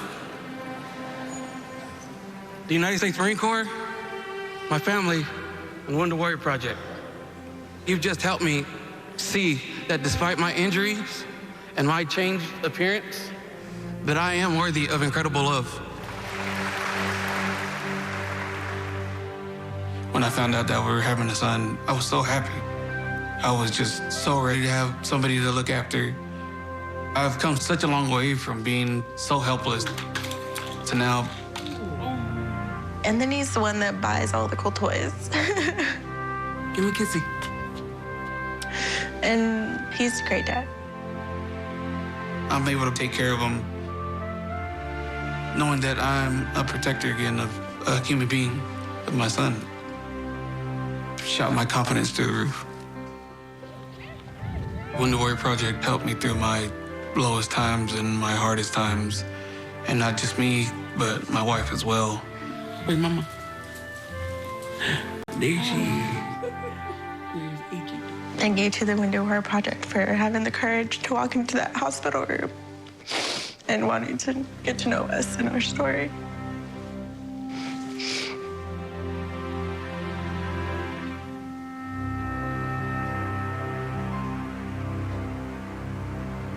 Please, join Wounded Warrior Project with your gift now in turning around the lives of more veterans like Anthony. Any amount helps, but a monthly pledge of $19 a month is the best way to ensure that our brave heroes receive our support for many years to come. And as a special thank you, we'll send you this limited edition Wounded Warrior Project blanket as a reminder of the difference that your gifts are making. Your donations have gotten thousands of injured veterans out of the house. On the surface, these activities look like fun and games, but let me tell you, the real benefit comes when these veterans start talking to each other afterward. There's absolutely no substitute for being with other wounded service members who instantly understand what you've been through. That's right. Wounded Warrior Project brings those veterans together and provides them the tools that they need to rebuild their lives. Wounded Warrior Project was founded to help all veterans who us will forget.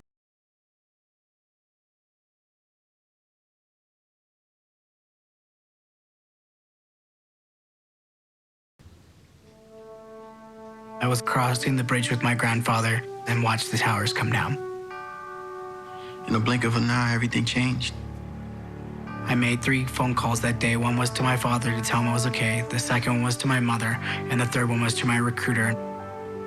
I'm thinking, they're going to attack us in our country? I enlisted in the service because of 9/11. I love my country, and I just wanted to make a difference. All of us wearing the uniform knew that we were headed to war. I wanted to do everything that I could to make sure that something like that never happened again. I've always wanted to serve something bigger than me. I'd do it again. I'd do it all over again. Wow. Hearing how those warriors felt called to service stirs a lot of emotion in me, and I know it does in you. Absolutely. It hits home every time I think about it. And after this next story, we hope that you'll feel called to be out fishing.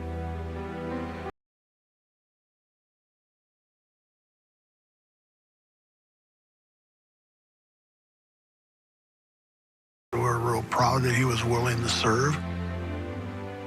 When we got the call that Eric had been injured, it was in the middle of the night.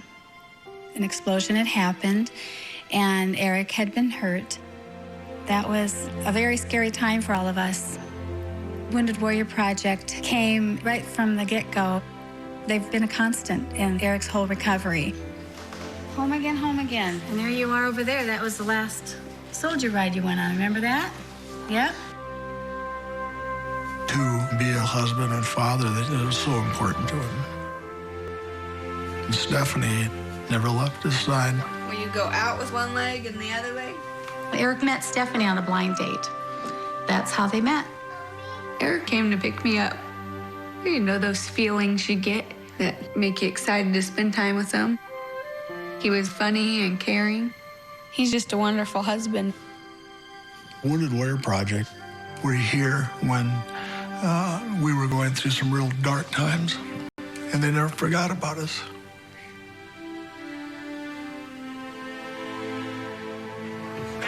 All right, Eric, you got this. Push and stand up nice and tall. Push your butt front. When Eric came home, he couldn't lift his arms. Shoulders back. You know, he's lifting 75 pounds, and wouldn't be possible if it weren't for the Wounded Warrior Project. Good. Now. And one of his biggest goals is to walk. He wants to walk someday. Wide. Eric's worked so hard to get here. Woo! Catch your breath. That was awesome. That was really well done. I cannot say enough about what Wounded Warrior Project has done for this young man. Before Eric was injured, he dabbled in painting. Wounded Warrior Project, they fund his, paints, brushes, canvases. It allows him to express his thoughts or his ideas. He painted a picture of the kids flying a kite at the beach. It makes you emotional because you know he's thought long and hard about it.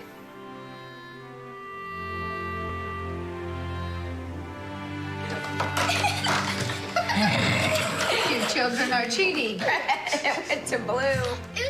He's been a very supportive dad. He's caring, loving, funny. Beth and Ed go. My name is Hunter. I am 9-year-old. He makes me happy. He's a good dad. He's come a long ways and he doesn't give up. My life is not what I planned, but it is my life, and I have learned to love and appreciate what I have. All right, Eric, you got this. We're very grateful for Wounded Warrior Project. They do a lot for Eric and for other service members. My life is proof that the dollars donated by the great people of this nation are not wasted. God bless all of you.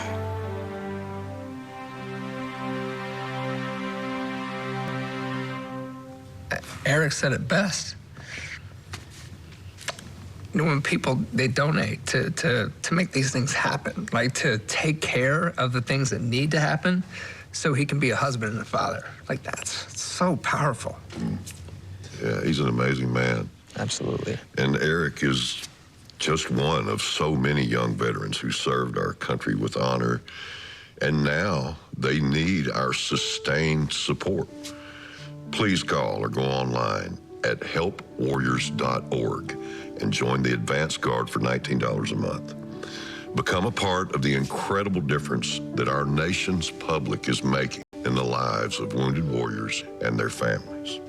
Dan, when you see all these stories of your fellow warriors, what is it that strikes you most? Wow, there's so much, actually. And I see myself in many of these stories. And one thing that has resonated with me is that when a warrior serves, it's actually the whole family that serves. And in my case, when I was lying on the side of that road in Iraq, with both of my legs basically destroyed, I was preparing to die. And yeah, I was trying to stop the bleeding, but in my heart, I was saying goodbye to my wife and my daughter. And you know, people often say that when you're about to die, your life flashes before your eyes. And in my case, I actually saw my daughter's life. And I'll never forget imagining her getting married one day with no dad to walk her down the aisle. That's a heartbreaking thought for a young parent to be thinking about that. And it reminds me why we all have a duty to honor those who answered the call. But fortunately for you, your daughter didn't lose her father, and here you are. Yes, indeed, Trace, I did survive that attack.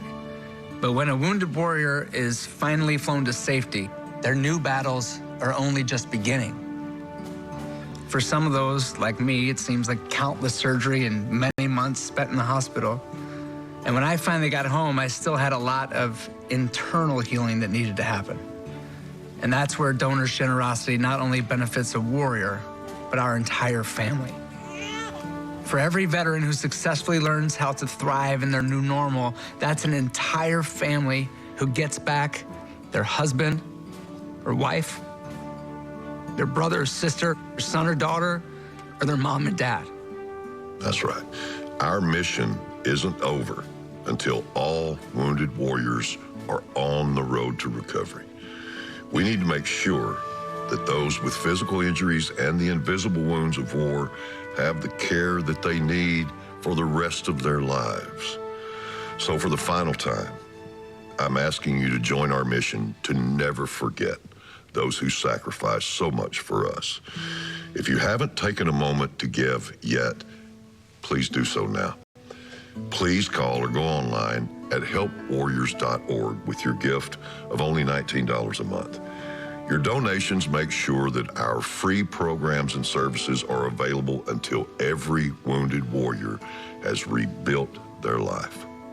And I want to offer every donor who gives today my heartfelt thanks for your generosity. You've changed my life, and there are thousands more lives we can touch with your help. I've been fortunate to have made a life of service to others, and I know how good it feels to give, and it really feels good. So give yourself that good feeling today, and know that us warriors are deeply grateful for your support. It has been an honor to spend time with you today, Trace. It's been mine. Thank you, Dave. And with you all. Thank you so much. Our phone lines will remain open to take your calls, and you can always visit us online at helpwarriors.org. Thank you for your time. God bless.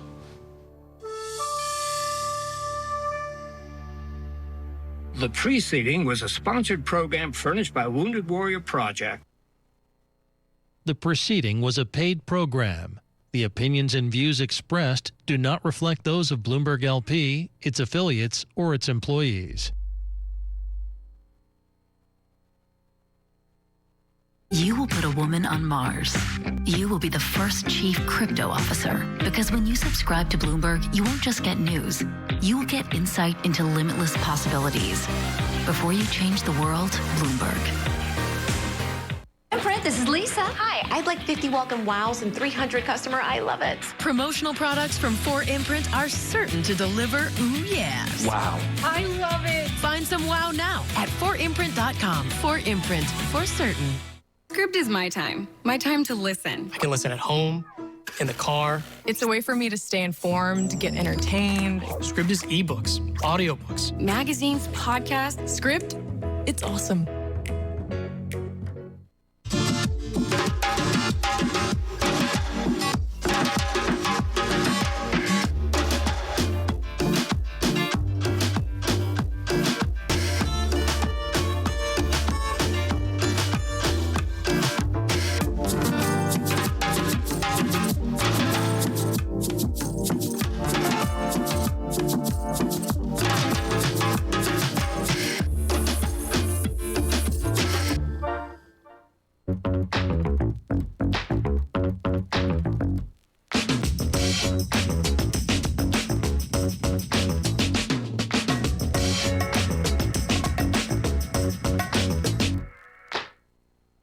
August jobs were right on target. Pretty much in line with what Wall Street expected. A Goldilocks jobs report. This Friday, the surveillance team brings you the crucial jobs data and expert analysis at terminal speed. Does this imply that central banks will blink? They want to see a little bit more slack in this labor market. I don't think the Fed wants to see unhappy people. There is a lot of monetary contraction and austerity coming down the pipe. The September jobs report, Friday on Bloomberg Television and Radio. CFOs are reshaping the C-suite, breaking out of traditional roles to become Chief Future Officer. Global logistics is complex. It takes plenty of capital and plenty of focus. Deutsche Post DHL Group CFO Melanie Kreis makes sure her company has both. My role is essentially saying what is working well in this company, where do we have challenges, and what should we do going forward. Chief Future Officer, Wednesday on Bloomberg. Brought to you by Workday. The following is a paid program. The opinions and views expressed do not reflect those of Bloomberg LP, its affiliates, or its employees. The following is an important paid program about Humana Medicare Advantage prescription drug plans, sponsored by Humana. At Humana, we know that no two people are alike. We understand that you have your own questions and your own needs when it comes to choosing the right Medicare plan for you. That's why we really take the time to get to know the whole you. We dig deeper so that we can deliver the information you need and help you find a plan that gives you more benefits to support your life and your health today and in the future. Right now, I'm going to give you some information on Medicare basics to help get you started on your journey. You've probably heard about Medicare Parts A, B, C, and D, but do you know what they help cover? Part A helps cover hospital stays and emergency care. You might think of it as hospital insurance. Part B helps cover everyday care needs like doctor office visits, annual tests, and many preventive services. Part D is prescription drug coverage. But what about Part C? Well, Medicare Part C is also known as a Medicare Advantage plan. Many Medicare Advantage plans combine coverage into a convenient all-in-one plan that may save you money every month. Over the next half hour, we'll be telling you about Humana Medicare Advantage prescription drug plans, and we'll compare them to other types of Medicare plans, so you can feel a little more confident when you're looking for a Medicare plan that's right for you. Hi. My name is Sam Davis, and I'm going to tell you about exciting Medicare Advantage plans that can provide broad coverage and still may save you money on monthly premiums and prescription drugs. These are affordable all-in-one plans that cover Medicare Parts A, B, and D. They help pay for hospital stays and emergency care, doctor visits, and they also include prescription drug coverage. In fact, in 2021, Humana Medicare Advantage prescription drug plan members saved an estimated $9,600 on average on their prescription costs. Could you save on your prescriptions? Find out by calling and speaking with a licensed Humana sales agent today. Humana is a Fortune 50 company with over 60 years of experience in the healthcare industry. The company's reputation is built on solid coverage and reliable service for its members. Humana has affordable all-in-one Medicare Advantage plans designed to help you maintain your health and potentially save money. But this coverage is not automatic. You need to make some decisions. Stay tuned and I'll show you why it may be smart to consider a Humana Medicare Advantage plan. In this program, I'll be giving you the facts and the information you need to make a smart decision about whether a Humana Medicare Advantage plan is right for you. And if you're someone who likes to have all the facts when you make a decision, you'll want this handy booklet that gives you details about this exciting all-in-one Medicare Advantage plan. You can call the number on your screen at any time to request this valuable decision guide and speak to a licensed Humana sales agent who can answer your questions and help confirm if your doctor is part of the large Humana network. Okay, I'm going to give you the facts and details about Humana Medicare Advantage plans. Here's what you get when you choose a Humana Medicare Advantage prescription drug plan. You get Medicare Part D prescription drug coverage. That means there's no need to purchase a separate drug plan with this all-in-one plan. You'll have coverage for doctor visits and hospital stays. And this benefit is very important. You pay nothing for many preventive services and annual tests.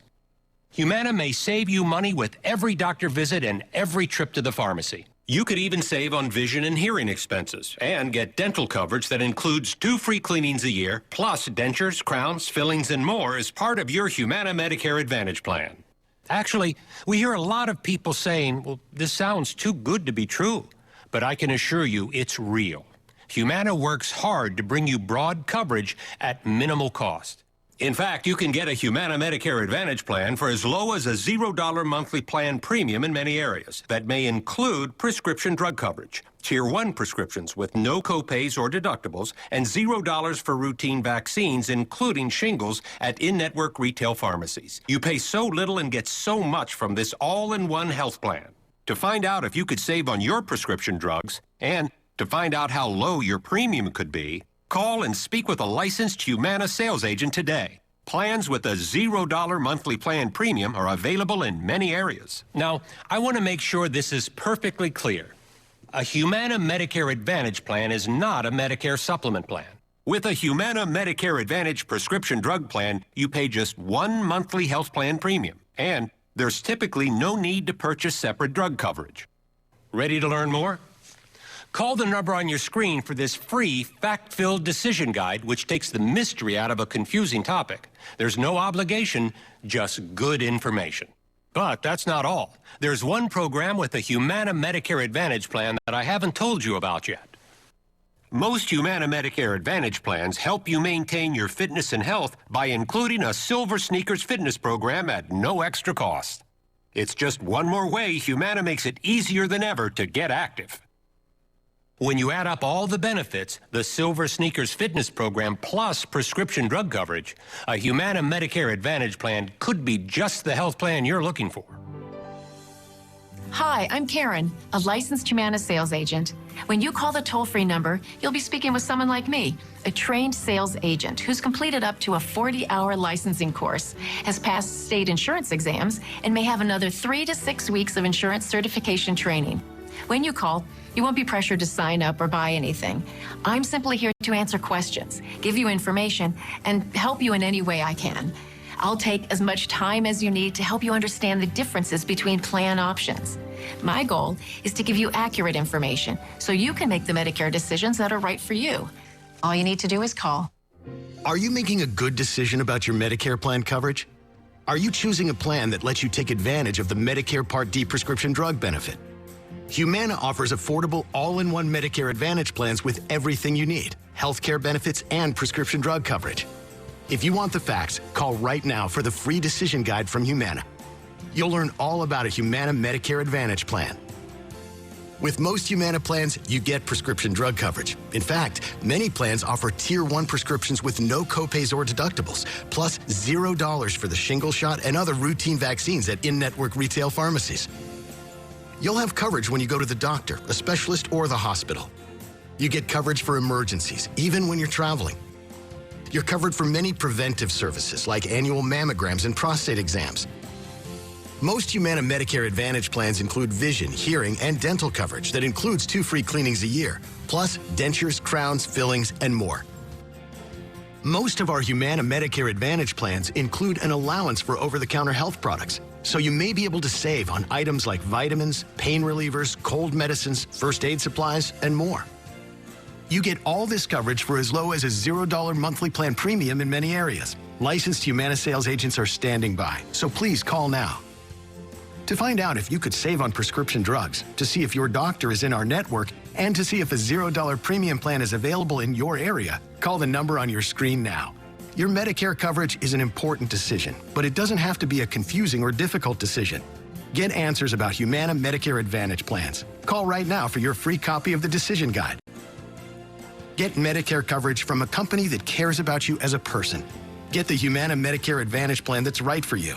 Pick up the phone and call a licensed Humana sales agent today, or visit our website to see if you can save. Humana, a more human way to healthcare.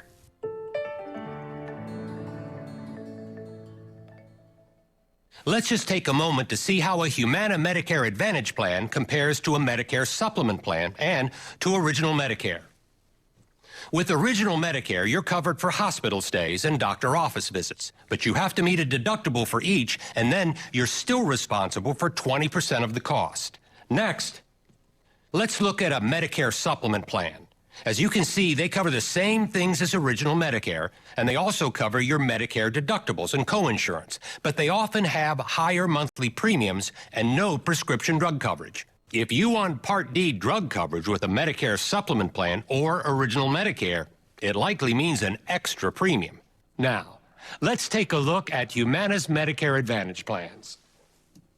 With a Humana Medicare Advantage plan, hospital stays, doctor office visits, and your Original Medicare deductibles are covered. And of course, most Humana Medicare Advantage plans include prescription drug coverage and coverage when you go to a doctor or specialist. Once you have the facts, it may be easier to make a good decision about your health care. That's why I'm talking with you today about Humana Medicare Advantage plans. You can get Part D prescription drug coverage that may really save you money on the medicines you need. But you have to choose and join a plan to get the coverage. Humana offers affordable all-in-one plans that meet your needs, healthcare benefits, and prescription drug coverage. With a Humana Medicare Advantage plan, there is as low as a $0 monthly plan premium in many areas. In fact, you often pay less for your premium than you might for a drug plan alone. To see if plans with a $0 monthly premium are available in your area, simply call the number on your screen. You could even save money on vision and